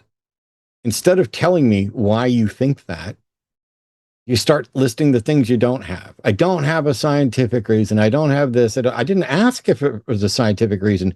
All I asked, I'd like to know what reason, what rational justification could any person possibly have for reaching the conclusion that you've reached based on the experience you had. I didn't ask for scientific. I didn't ask you to list all the things you don't have. I just want to know, you had an experience. Cool. You've reached a conclusion about that experience. What's the justification for reaching that conclusion? I don't care if your justification is, I looked at tea leaves. All I wanted to know was what the justification was. And yet this happens over and over and over and over and over again. people anticipate what all the possible objections will be. They overtell their stories. This happens to people in the stand in courtrooms where the lawyers will tell you, just answer the question. And instead, you give all kinds of information that winds up completely sabotaging your case, because instead of telling me, I'm convinced because of this, we got to sit here and listen to, oh, I don't have this. I don't have this. And all I wanted to know is, if I had, let's imagine I had a dream, and I'm not the kind of, I don't tend to remember my dreams, but let's say that this one, I had 2 or 3 nights in a row, and it seemed strong, and I had somebody's name, and I wrote it all down. And a year later, that event, to the best of my ability to compare the two, seemed to have occurred. I have no clue what conclusion I could possibly reach. I don't even know how to begin listing candidate explanations, and why any of those candidate explanations should be more favorable than mere chance. And yet you somehow determined that for some reasons you can't explain, don't understand, you're able to tap into the collapsing of a waveform in the universe and predict the future. And this is evidence for some sort of universal consciousness. And all I wanted to know is, why reach that conclusion? Why is that the one that won out over, weird thing, I don't know what the justification is. That's weird. Maybe I just got lucky. Ooh, maybe there's another explanation. I don't know. All I wanted to know is why. Gotcha. I apologize. I'm not trying to avoid your question. I hear what you're saying. I thought I had answered it by saying the experience. That the experience that I had is the reason I believe it. And I'm not saying that anyone should believe me based off that. I wasn't calling to make a theistic claim. I was calling about the hard determinism question. So I apologize if I wasn't being clear, if I was misspoken on that. I'm not using anything other than just I had an experience. I've had a few experiences, and that was the reason for. The experience isn't the reason, Jordan. The experience is the thing that you need to explain. You had an experience. You've reached a conclusion about that experience. You can't say the justification for the conclusion is the experience. Just like saying, hey, the house caught fire. Oh, I think aliens lit that fire. Why? Well, because there's a fire. That's what you just argued. Okay. I got you. Okay. No, that makes sense. I see. Okay. Jordan, after about 20 minutes here, I worry that things are so off in the weeds that we have lost a significant portion of the attention of our viewers. So I think I wanted conversations to avoid that. about I was trying to just determinism, talk about free will. Did we get the determinism morality thing sorted? Yeah, that's all I was really trying to call about, was just trying to understand if there's hard determinism, or if there is determinism, then how can we have subjective morality or subjective experience?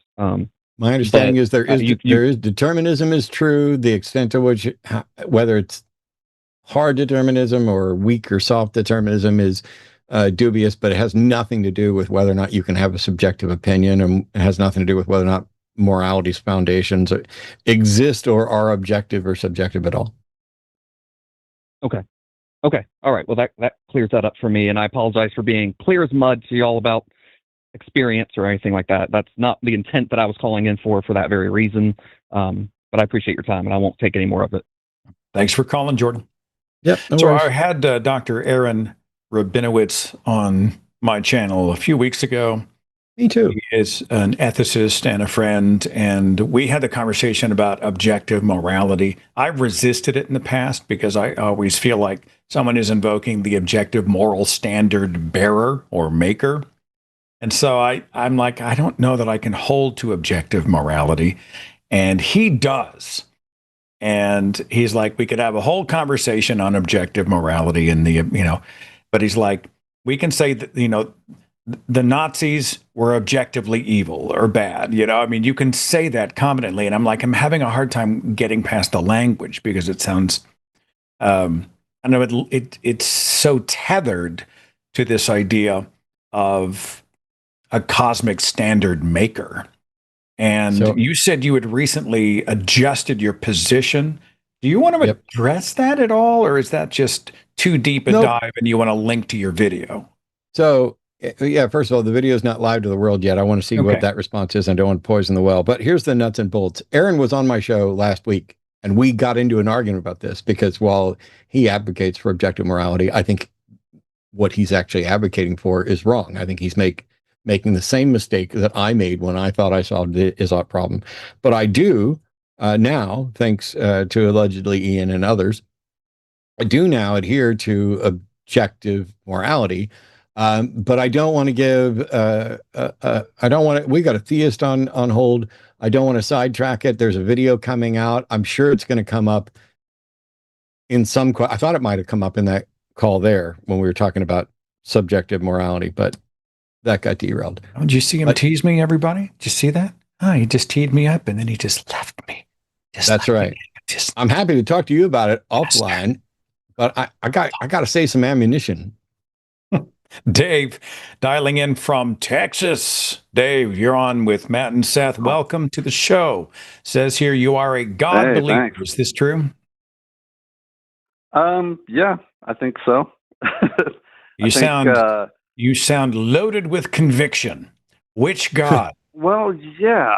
It's so the omnipresent, all-knowing creator that I Gonna think, need more. unfortunately, It says theist. Does your God have a proper name?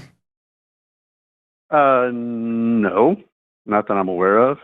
I would say that Abrahamic religion, unfortunately, I think has distorted what was true, and that so I don't know if I should tell you my background. I'm not coming from a religious background, but Well, I that's always all right. felt that the gods of the Old Testament and God of the New Testament are not the same thing.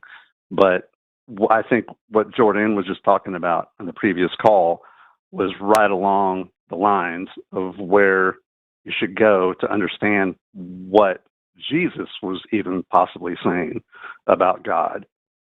So I would start with 45.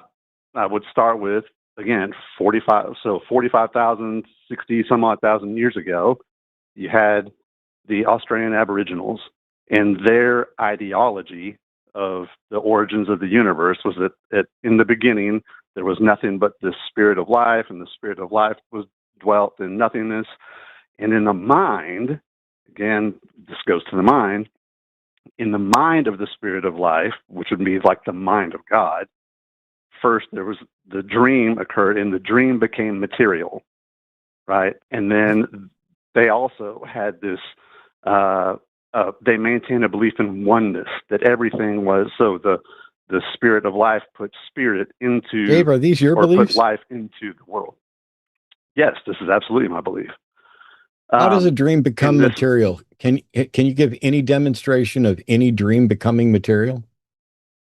Well, I can tell you that the material world. So the material world is, to me, an illusion, which is what all these various cultures have said for tens of thousands of years. And that's what I was going to point at, is that. So I'm not asking. So first of all, do we share reality? Is truth shared, or do you have your own truth? We all have our own subjective perspective of the truth, right? I agree that we have subjective perspectives of the truth, but we can be wrong, right? Sure. Yeah, absolutely. Okay. So either it is the case that a dream can become material or it's not, and those are the only options. So how do we prove that a dream can become material? Well, let's talk about this. So I want to point out what God is, right? And then move from there. So we can move forward, if that's all right. Well, I don't know why we could just answer the question. So I'll set that question aside. Okay. And since you want to talk about what God is, you started by saying that God is all present and all knowing. How do you demonstrate that either one of those properties is in fact possible and is God's property? Pick one. Because the material world is an illusion. according to No, I'm sorry. the I'm sorry, Aboriginals, Dave. according to the Dave, I'm sorry. First of all, whether the material world is illusion or not does not in any way demonstrate that anything can be all present or that this is a property of God. The question I asked is, okay. how do you demonstrate that something can be all present and that that is a property of God? If you live in a dream and it's not your dream, I don't live in a dream. If I'm sorry, Dave, it seems listen, like you don't know how to make an argument or present evidence. So no, when I'm we trying. say that, I can. no. Can I make I'm a sorry. point Hang real on. quick? I'm so sorry, but no. When I say, how do you demonstrate that something can be all present and that this is God? And you start with, if you live in a dream, we're no longer in the Yes. same reality. We don't understand logic or reason or evidence or argument in the same way at Okay. all. There is nothing you can Okay. say that begins with, if you live in a dream, that results in the conclusion, therefore, a property of God is that he is all present. That's simply impossible. Okay. So let me ask you this. No, If let you answer my see a stop question. sign, do you, Why okay. don't you answer the question? I'm not here for you to question on secondary subjects. You say that God I is all understand that. present, right? You say that God is all present, right? Yes.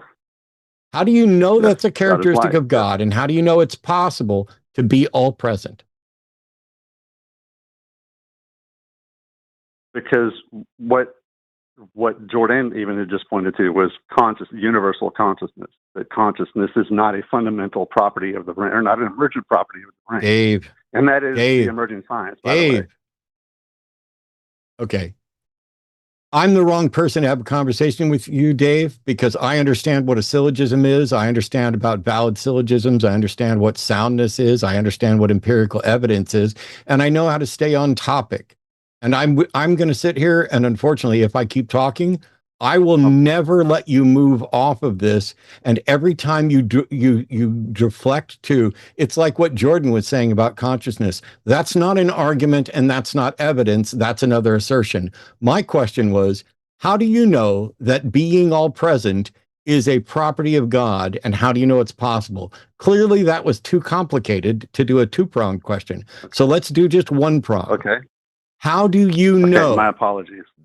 How do you know? How can I know that anything could possibly be all present? First, I apologize. I'm neurodivergent. Sometimes I can't keep focus on my thoughts, but light is omnipresent. No, it's not. And by the way, when I ask, how can I know that anything can be all present? Simply saying light is all present is not a way of knowing. Light doesn't escape a black hole.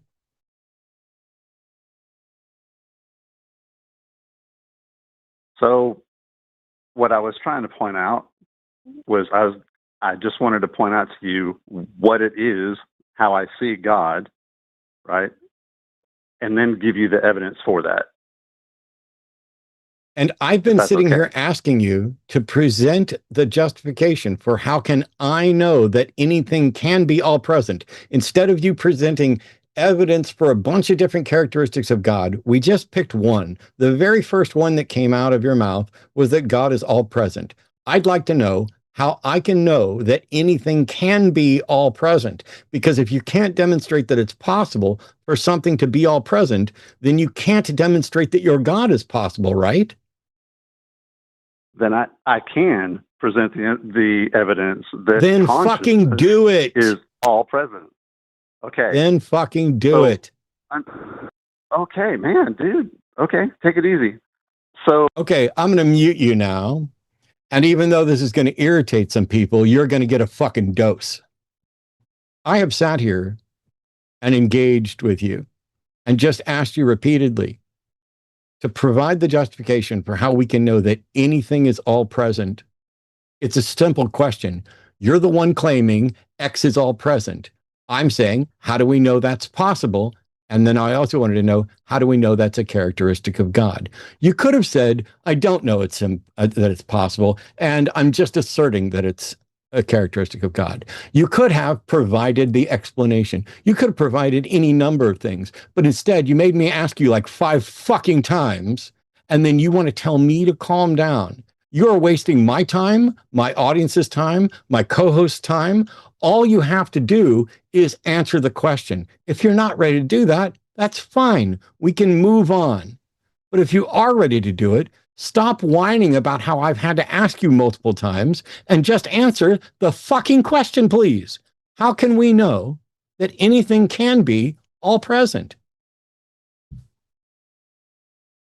So maybe some of us can't know, right? Maybe some of us can't. My goal. Okay, I'm going to mute you now, and you're going to get another lecture because you have now entered into the realm of you have pissed Matt off, but I'm going to remain calm. This is why I asked you a little while ago whether or not we each have our own truths, or whether there is a truth that we can have different perceptions of. Now you're saying that maybe some of us can't know. Are we really going to sit here and engage on whether or not you have access to special knowledge that I don't? So instead, let's listen again to how careful I was after 22 fucking years of doing this. I asked, how can I know that anything can be all present? So please tell me how I can know that. I don't know that you can. Cool. I don't know that you can. Can you? So can and me? Can you know that? What's interesting is, can you know that? I grew up agnostic. I didn't ask you that. I asked you if you can know it. I didn't ask you how you grew up. I asked you if you could know it. I used to think that I couldn't. I used to think it was impossible to know. I think one can know, but I'm asking you, can really you know perceive. that anything can be all present? What is it you think I'm asking you?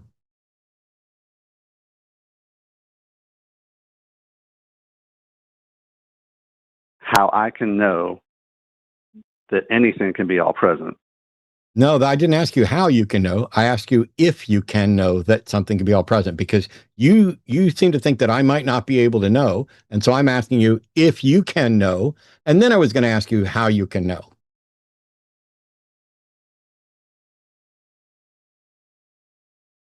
I don't. You don't know that something can be all present. So yeah, I mean, I do, but I can't. Can I prove that? No, obviously. That's not what I asked. I apologize, Dave. I'm so sorry. I apologize. Okay. I'm going to let Seth talk to you and anybody else who wants to, because there's no reality in which a conversation between the two of us is going to get any better when you are confused about whether or not you can know, or you do know, or if you can know, or if it's knowable by other people. You're the one claiming that there's a God that's all present, and all I was wanting to know is, how can we know that it's possible for a being to be all present, and that you've found an all present being? And I don't think we're going to get there. The evidence is there. What is the evidence for an all present being? So light. So we think that consciousness is an emergent property of the brain, yet it is being proven. It is going to be proven. It is emerging now that... No, sir. I'm going to mute you. I'm going to unmute you in just a second, and I'm not going to say another word to you. I'm going to leave this to Seth and whoever else. I was having a pretty good day. Now I'm pissed. When you say evidence and you just cite consciousness and light, and then your next sentence is, it's going to be proven, you have just removed yourself from all rational discourse. You have no idea what is or is not going to be proven, and I don't give a fuck about your speculations or your assertions. All I wanted to know is, What good reason is there now? If it ever gets proven, not only can you come back and then cite it as we have evidence, but then you can say, ha ha ha, I was right. And you can explain how you knew it was going to be proven. But Seth, I apologize. I have failed here, and I'm gonna stop failing. No, I can't take it any further than please prove it, which has been the question for the last 14 minutes and almost 13 seconds. Dave, if you can't prove it, then why would you believe it? Okay, so I became aware a few years ago through an awakening of my own that I didn't think could ever be possible. I don't need a personal testimony. Like what I hear is this is almost like when I talk to someone who believes in ghosts, and they start with a credibility builder, and they say, well, I'm a skeptic who never before ever thought I would ever believe in ghosts, but then, all right? Well, I'm more interested in you proving the ghost, all right? I don't need to know how you got there, how you were motivated. I just want to know what your evidence is. So you believe in an omnipresent, all-knowing creator. You've said something about light. I'll give you one last bite at the apple. So there is an omnipresent, all-knowing creator. Give me your evidence to prove that. Okay. Light is the carrier of conscious existence. Wait. We are You're going to have to prove that. Hang on a second. I am. Okay, I can. Hang on. I'm sorry. I think Matt may have said it correctly when he said we do not live in a shared reality. So now light is essentially the roller coaster on which consciousness rides. You and I not having a common framework are simply not going to be able to have this conversation, Dave. I think I'll allow you or encourage you perhaps to go have it with someone else, but there's no productive place that we can take this conversation moving forward. And so I'm going to segue on to Ben, who is dialing in from Canada. Ben says he's in conflict, and I would like to know why. Ben, you're on with Matt and Seth. Welcome to the show, my friend. Okay, how are you doing? I'm just great. What's on your mind? I just broke my earbuds, but I'm going to be listening and I'm stay muted. It's okay. Yeah, my ultimate question, if you want me to unpack it, I can, but my ultimate overarching question is there a process that you went through or atheists or atheists in general go through to arrive at a state of peace or acceptance with their non-theism or their atheism, with the process of losing faith, when the context of losing the faith was not through church hurt or psychological wounding from a church, and not through an intellectual process of reflection, but was through more of an intrinsic, organic outflow of certain formative, identity-rocking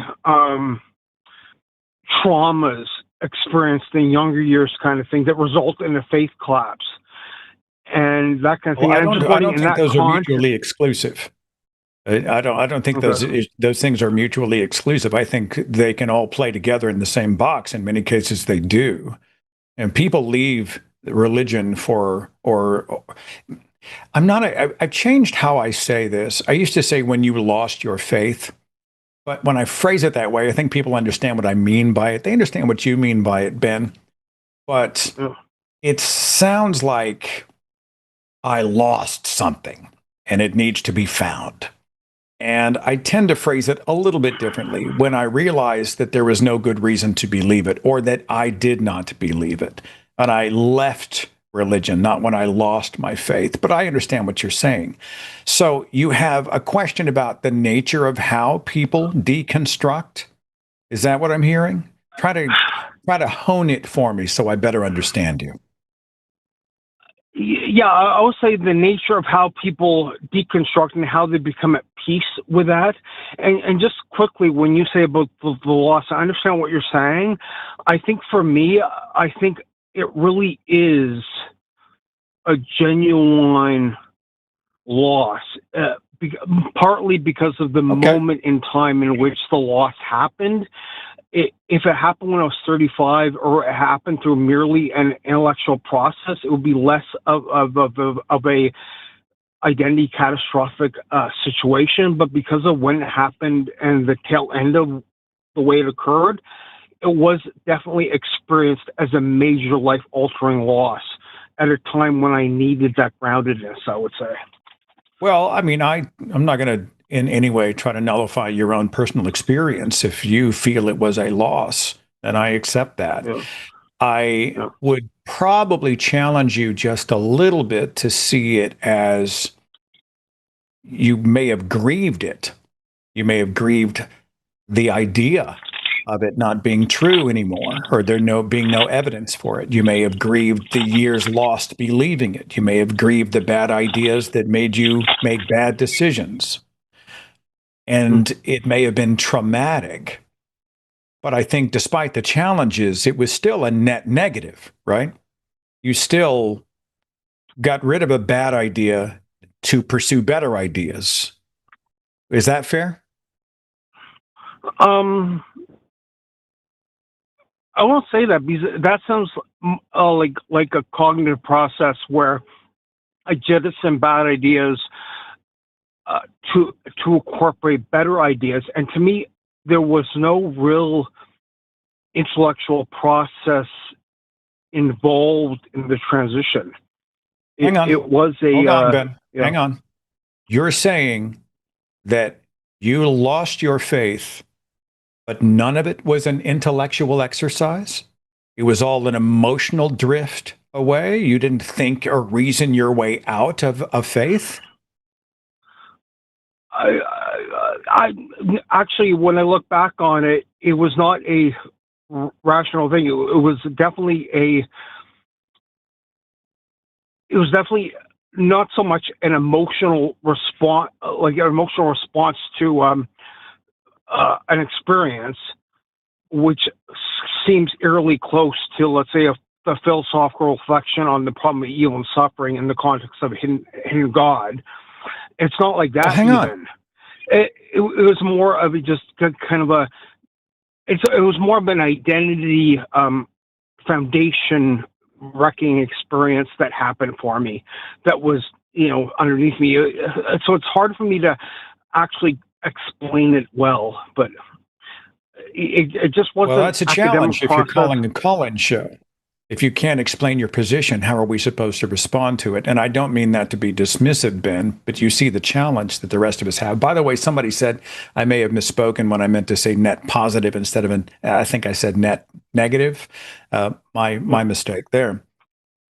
At the end of the day, you're wanting to come to peace with the fact that you are no longer a theist.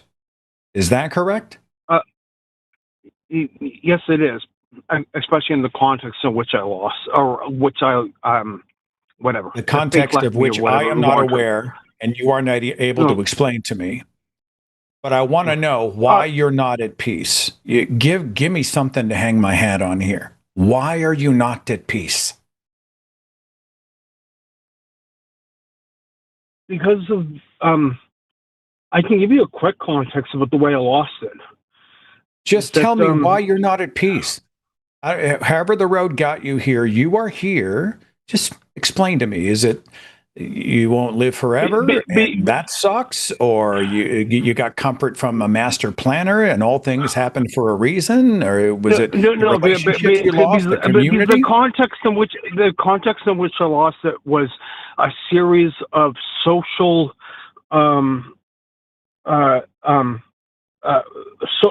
social alienation, isolation, rejection from peers, girls, parents' marriage falling apart, relational disconnection, dislocation. And in the midst of that anger and pain and depression, at least when I had faith, there was this core identity that says that in the midst of all this rejection from peers and women and my parents, at least if there's a God that loves me, then in some sense, things will ultimately be okay. And when I lost that faith, that grounding at that time, that meant all I had was social isolation, social disconnection, and the anger and the depression and the abuse I was experiencing at home. That's all I had without the recourse of that psychological comfort. And I admit it could have just been psychological comfort that faith provided. That's what I lost. I don't know you, but it sounds to me like you want a fiction to help balm your feelings and perhaps provide a blame model for the shit that's gone down in your life. And I don't know what that is. I can't peer in your windows and wouldn't want to. But what we want has nothing to do with what is. And I think it may be a bit of a cop-out to say that, well, if I do lean into a God model, then, then all the shit that's been done to me, then I can help navigate it better, or I've got a better coping strategy, or there's a, I don't know what your reasoning is, but you're not doing yourself any favors by saying, well, I'd rather embrace a happy fiction because life's shitty. I don't know why your life is shitty, but if it's true, we want to believe it. If it's not, we don't. And I think we should grieve any adherence to a myth that has done so much harm, that untethers us from the real world. It's time for us to root our feet on solid ground, take responsibility for ourselves, lean on each other, do the right thing, get on, And I have definitely gone through a lot of that process. I have done a lot of that process, but there are some things, particularly the social impact of the early 10 years of not hearing and not developing social skills and all these kind of things that are still ongoing. But I have done a lot of the personal growth and physical growth as well, kind of thing. So it's not completely inert, or completely frozen in time. But I think the reason why I do look back on that moment as being what I want to get back to is the last time I knew a subjective sense of groundedness and peace in my life was when I had faith. No. The last time the last time you felt secure in a specific way was when you believed a lie. Is not something that we should lean back into. I don't care how you felt. A lot of people who have a feeling of a certain type, that feeling may not be healthy. It may be maladaptive, right? We need to come to the point where we need to live a more complex reality than a supposedly happy fantasy. And I think a lot of the baggage that's tethered to this mythology that you used to believe in was actually doing a lot more damage than good. You will cope better in the real world, is all I'm saying. And I would, if I grieved anything at this measure, it would be all the time I might waste pursuing something that I already know rationally is not true. Matt, did you want to dive in at all? I'm just pinballing back and forth.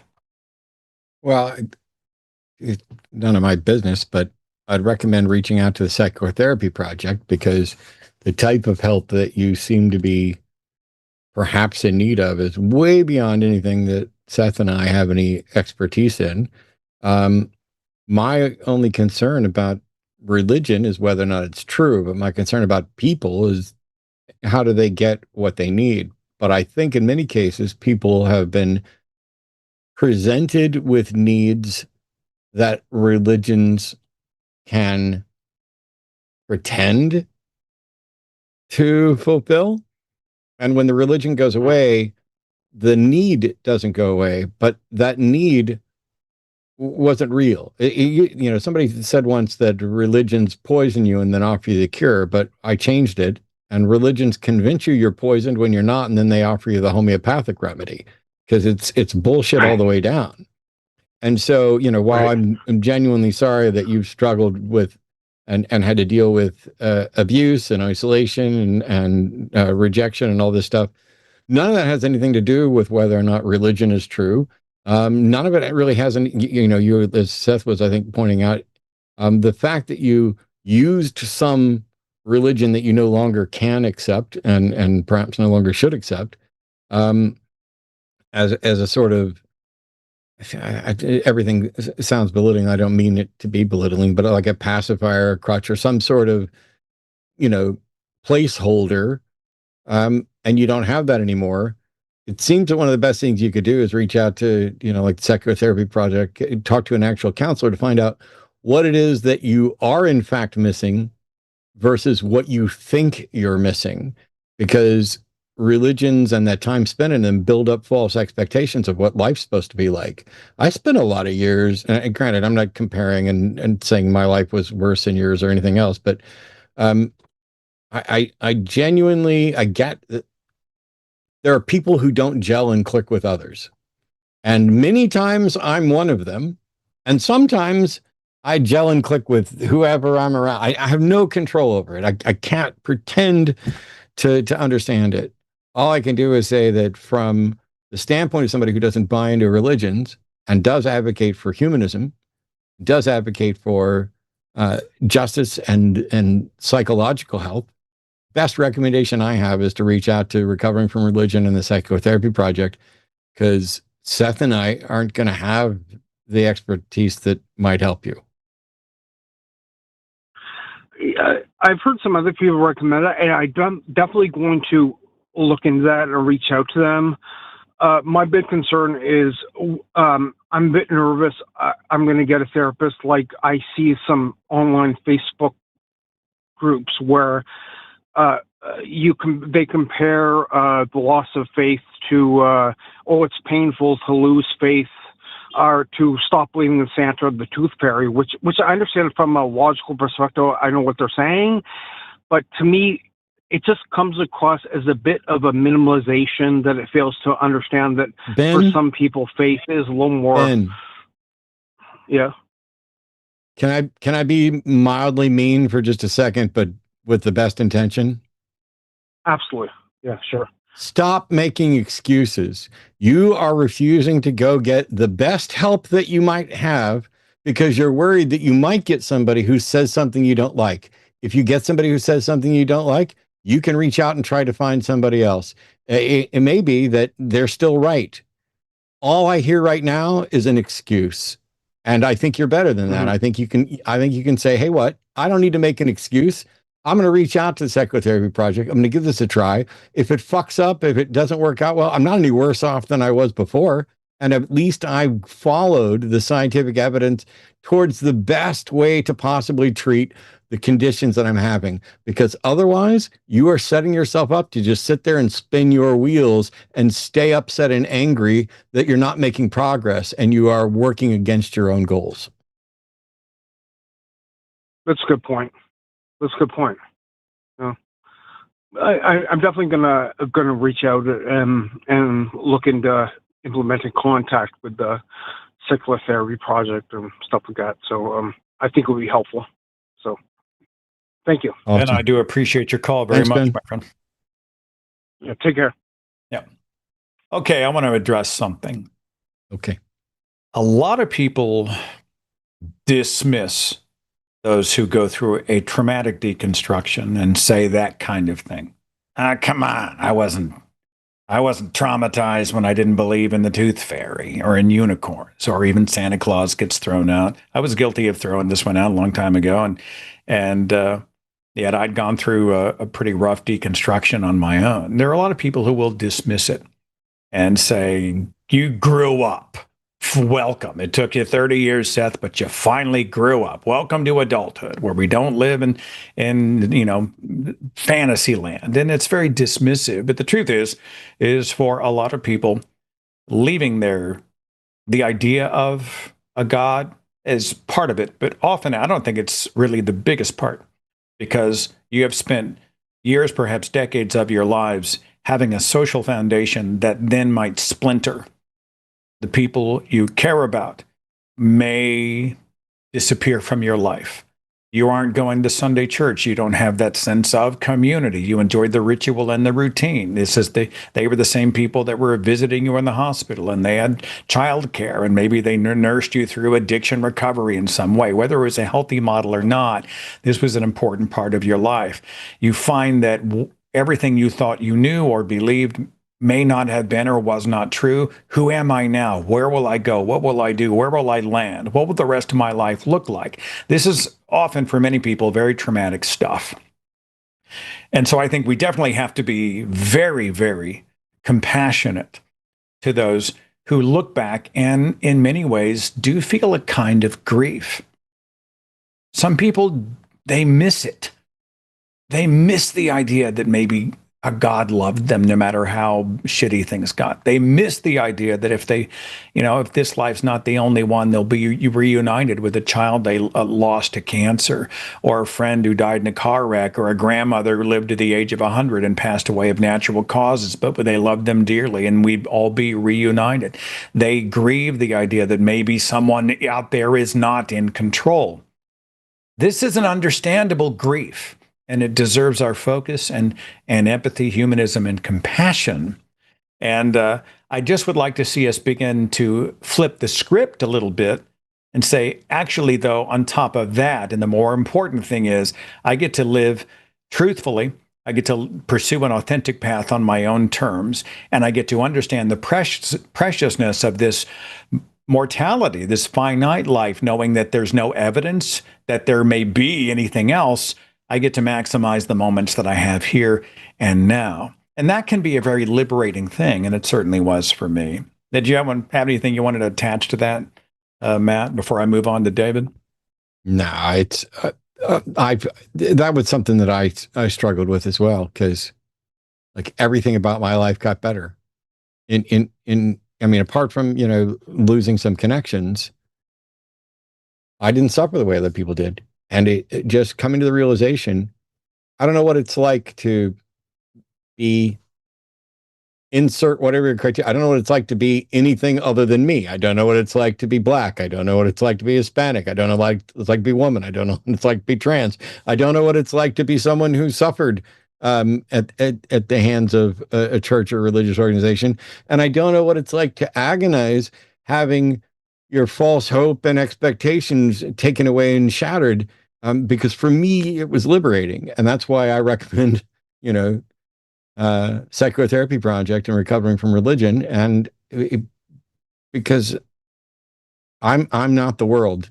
And I don't even think I wish I was, but I certainly wish fewer people had suffered. I wish more people had as easy of a time departing religion as I did. But I don't get to live your life. It revealed a lot that I didn't know. Like, I was surrounded by a lot of people who said, we love you, I love you, I love you, I love you. But the second I wasn't a validator of their faith, the second they found out I was a non-believer in God, I realized how conditional that love really was. And so while I lost friends, I kind of found out that they weren't truly unconditional friends. They were very conditional in that allegiance. And when they drifted away, although it hurt, it was actually good, because I was able to then surround myself with those who would accept and respect me for who I am.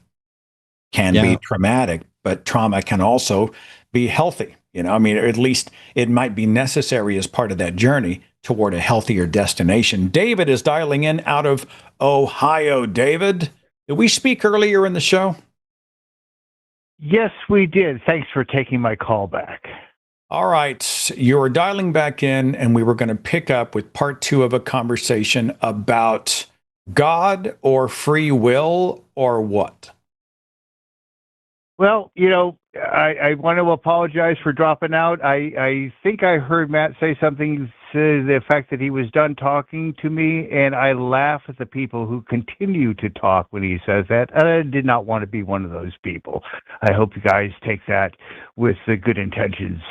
Let's just hit the reset button, offer. David. So tell me what you're thinking. What's on your mind? Well, I would love to hear you folks' opinion about the existence of free will. That's one of the things I've wanted to talk to you guys about for months. But during the conversation, I've been listening to the show. It's been great.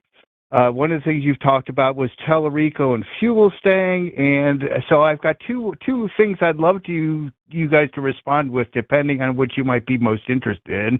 One is the philosophy. I'd love to hear you guys' opinion about free will, but the other one is I've had the thought recently that the term Christo-nationalism, which is pretty much very relevant in people like Vaught and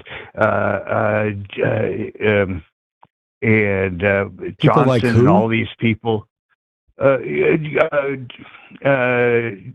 the guy who made the Project 2025, and Mike Johnson, Russell Vought. and I thought we slipped over to the boys season 6 or something. Yeah, no, Christian nationalism is a term that's being used, and I wonder if that covers up the fascism part of what's actually going on. I use the term Christo-fascism as opposed to Christo-nationalism. It seems more accurate as to what they're trying to achieve. So when you guys were talking about Tellurico and the resistance to him and Fugelstang and his Christianity, that contrast really came to mind to me. And so either topic I would love to hear you guys talk about, one philosophical, the other one political.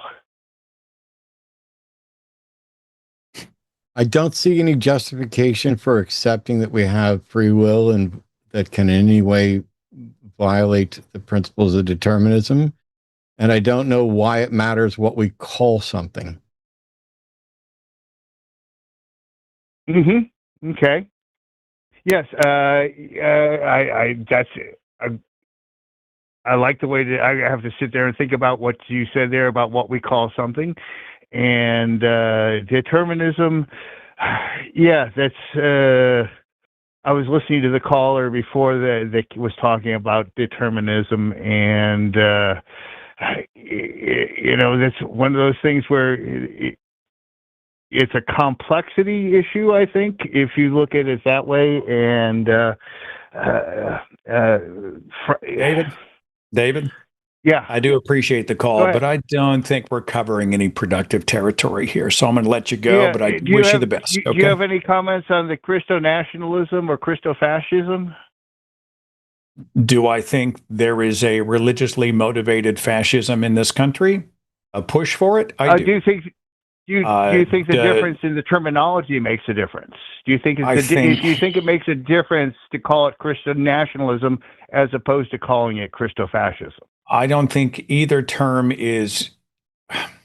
I think they are cousins, but I think there are some. I think there are Christians who do want a type of Christian fascism. I think there are others who simply want a Christian nation, but they framed it in a model, or they rationalized through more that they're doing the country a favor. And can you explain the difference between those two things? Hang on. I think labels can be useful. At this point, I think we're way off in the weeds. If you want to call it Christo-fascism, knock yourself out, okay? Why is it a way off in the weeds? Because the words we use are incredibly important. It's been shown by no, they're not. They certainly are. The words we use affect millions of people in the way they behave. I mean, it's not unfair to say that we should be clear in our use of language if we're attempting to have understanding. Is it more accurate? Is it more accurate to call it Christo-fascism than it is to call it Christian nationalism? That's my question. I don't know. I mean, to me, it seems like David, calling it Christian nationalism. I'm not sure. To me, it seems like calling it Christian nationalism is a way to normalize the fascism part of it. And that normalization is the scariest, most threatening thing that we face at the moment.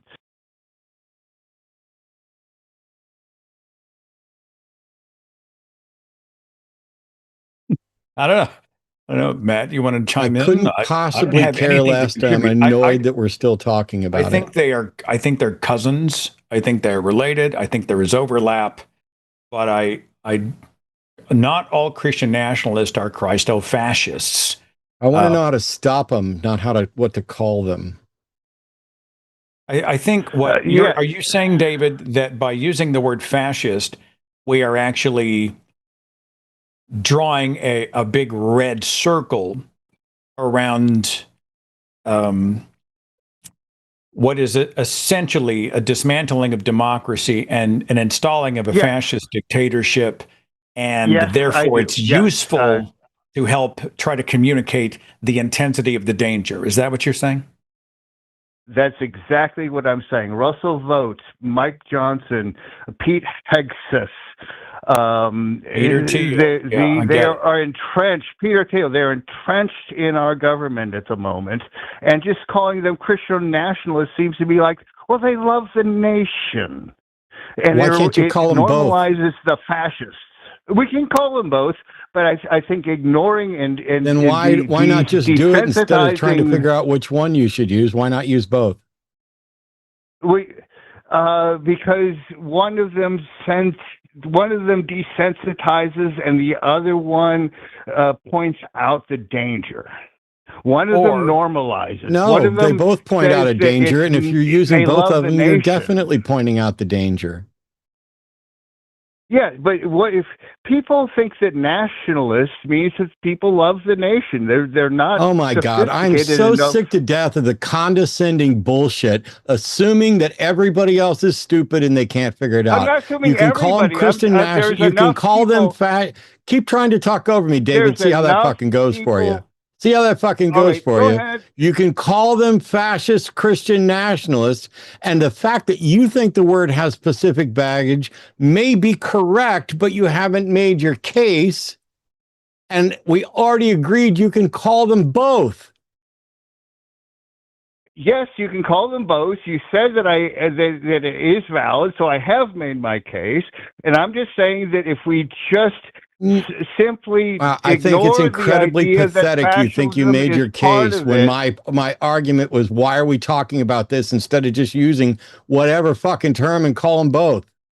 I don't give a fuck what you call them. I want to destroy them. Stop wasting time on the semantics. I want to destroy them both. And the best way to do it is come up with You're doing a really good job, David. Congrats. Most effective language to do it with. Hey, David. All right, David. Let me dial everybody down here for just a second, okay? I had a conversation with somebody who, if I say Christian nationalism, she was thinking we are a Christian nation, and she had rationalized that it's because good values are Christian values, and the founding fathers, even those who weren't overtly Christian, wanted a Christian nation in that way. She embraced the term Christian nationalist in a much more benign way. With her, had I called it Christo-fascist, it would have set her back on her heels, and she would have totally resisted and said, no, fascism is not what I want. But I will concede that the two terms do function differently, or can function differently. They represent, I think, one, a sharper set of attitudes and a sharper philosophy. But I don't think this should be a point of contention. I think you say Christian nationalist to one person, and they're going to say it means this. You say it to another person, they're going to say it means something else. We can, I think our best move forward is to try to communicate what is happening in a descriptive way. But I'm not going to get hung up on one term or another. Dave, person, right? Dave, they're still going to vote for the same person, right, Seth?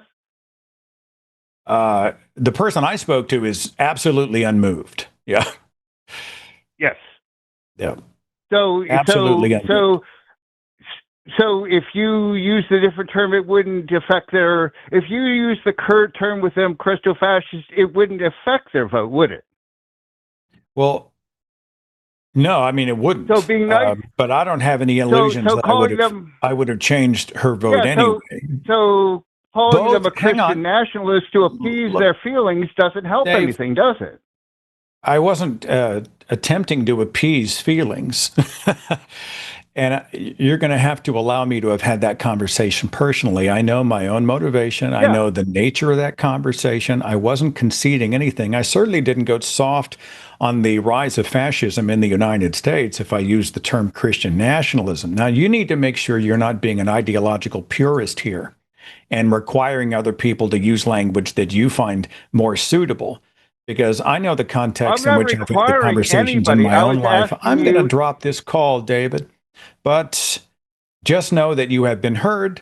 I'm sure many people have conversations in the chat right now about language, the utility of language, the definitions of terms, etc.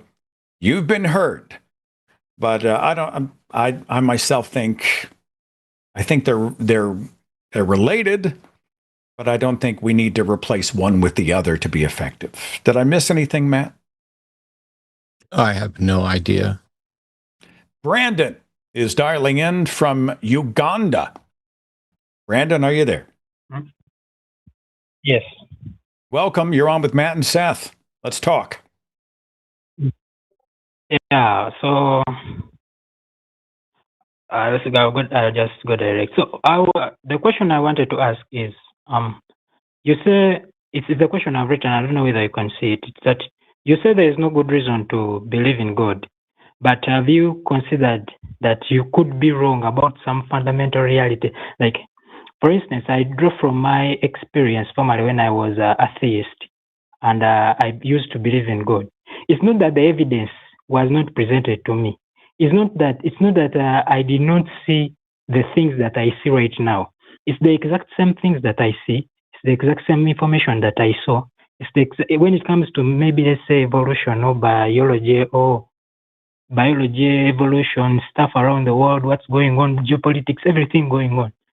Like, I had the exact same information, but I came to very, very different conclusions with that exact same information. Yet right now, having that information, I'm seeing it in a very, very different light.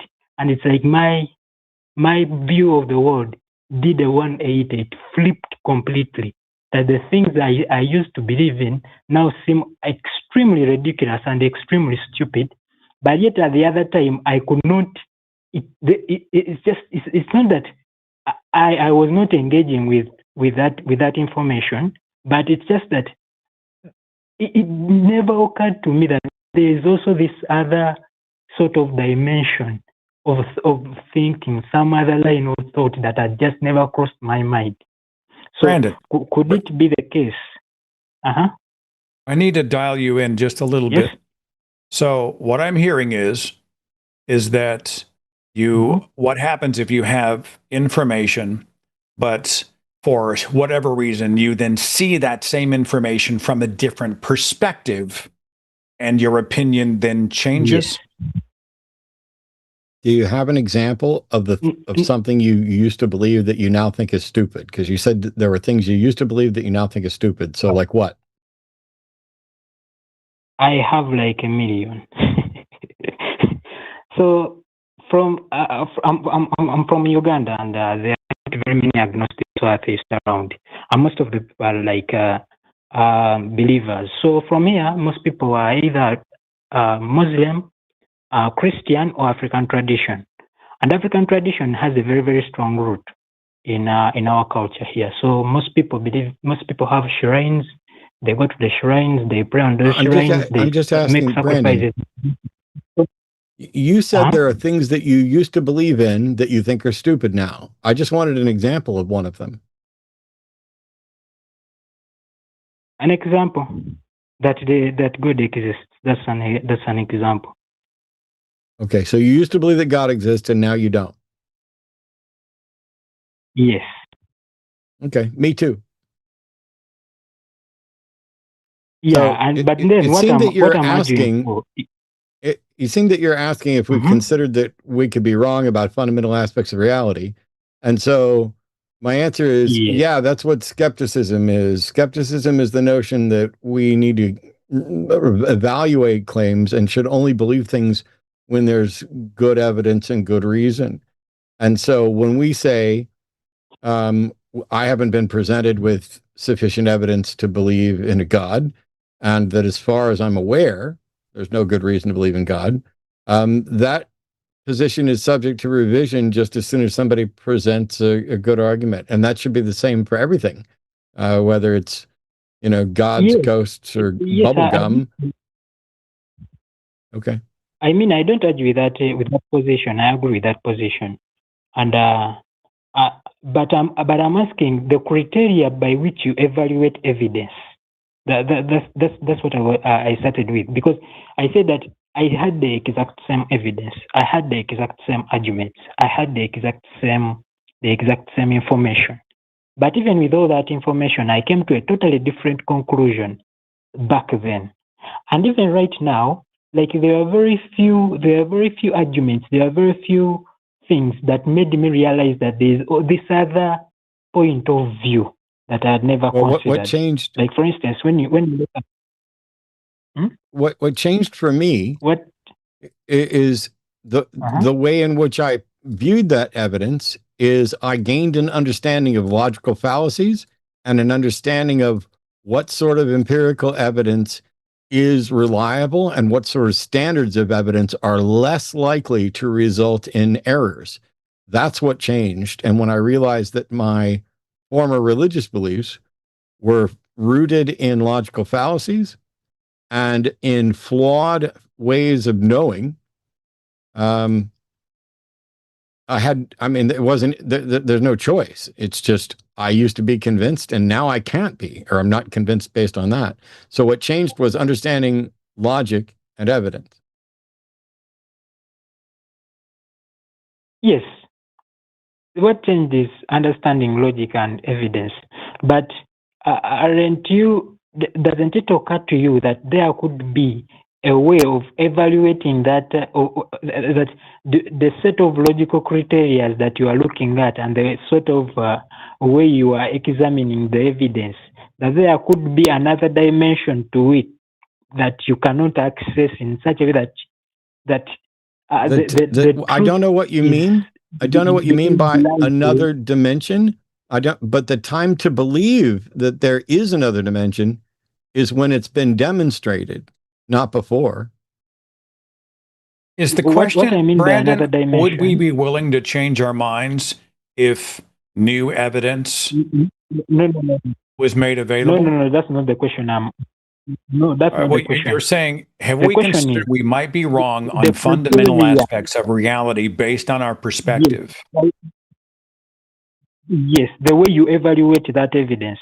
Like what I'm trying to say is, when I was a Christian and I used to believe that there was a God, it had never occurred to me that there could be another possibility of not existing, of God not being in existence. Like that could not even cross my mind, for instance. So even when presented with so much evidence, even when presented with so many arguments, even when presented with very many contradictory facts and very many different views on life and everything, it had never occurred to me that even could occur as a possibility. It's so when I realized that it could be that God doesn't exist, it sort of flipped everything I knew and flipped everything and the way I was interpreting and the way I was seeing everything. Like for instance, I've had partial bits about I get it, Brandon. The previous. I get it. All right. It would have never occurred to you when you overwhelmingly believed in God. So are you asking now if we can say there's no evidence to believe in God, therefore we are atheists? Are you now saying that our position now might be in the same model as when we were overwhelmingly convinced that there was a God? Yeah. That's exactly what I'm asking. That could it be that there is some other way of looking at life and of looking at the arguments presented? What other way might that and even of evaluating be? What like if you and I were not taking an evidence-based approach, what beyond evidence would be the thing that convinced us that we were wrong and should change our mind? Truth to be told, I also don't know.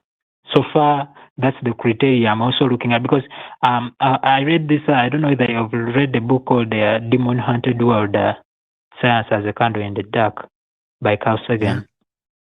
Yes. Yeah. So it's yeah. That's the book that really helped me a lot to start evaluating what is true and what is false. And so by the criteria of evidence, like for instance, present evidence and something should be falsifiable, understanding what is logic, what is logic, and saying that, okay, these sort of logical rules should be applied to everything without having some special pleading to that, okay, we don't apply it here, we don't apply it here, we don't apply it here, and having the same set of consistent criteria by which you judge everything throughout life. That really helped me out to understand that, okay, this is how we can evaluate truth, this is how we can come to a particular conclusion about truth. Brandon. But, Brandon. Yes? Do you and I agree Yes? that we should simply take an evidence-based approach to the things we accept as true, or most likely true? Yes. Yes, I agree. So I'll bet Matt would agree with me that if tomorrow it was demonstrated that the universe existed inside of a giant snow globe that rested on the mantle of a purple space octopus, and this was demonstrated, we would then have to acknowledge that that's where the evidence leads, and we all live inside the universe inside of a snow globe, okay? We know that's certainly, almost certainly not going to happen. But if we are taking an evidence-based approach, we should be prepared to change our minds. But that's still, I mean, we're still working within the reality in which we exist. So what are you worried about? Like, if the thing is, well, if evidence becomes available, we need to be prepared to change our minds. So there's no point of contention. We agree with you. Let me frame this a little bit. Quickly. Like, let me use an analogy for somebody who is blind. Yeah, somebody is blind. Like a person who is blind doesn't see, totally blind. They don't see like dark. It's not like they don't see dark. They don't see black. They don't see anything. Like the idea of seeing, the idea of colors, the idea of blue, red, yellow, or something appearing further away, without being in his near, without something being close to him, he can't. He doesn't have that concept of seeing. The entire concept is removed from him. So that's not true. No, it depends on the various. It depends on the various level of blindness. But people, I've heard from various. Brandon, look into it. Brandon. Yes. Someone who's been blind from birth can absolutely have a reasonable, evidence-based, warranted belief and understanding of the basics of the concept of vision. Yes, they can. But could it be the case, just like the concept of seeing does not exist to a person who is blind, the color blue, the color red? That's not true. I literally just said the opposite, and you agreed with me. They can absolutely conceptualize vision. That does not mean that they have the experience of it, or that their understanding is the same as yours or everything else. But the concept that people can and do see is not only something that people who haven't seen can conceive of, but they can learn and can have an evidence-based justification for it.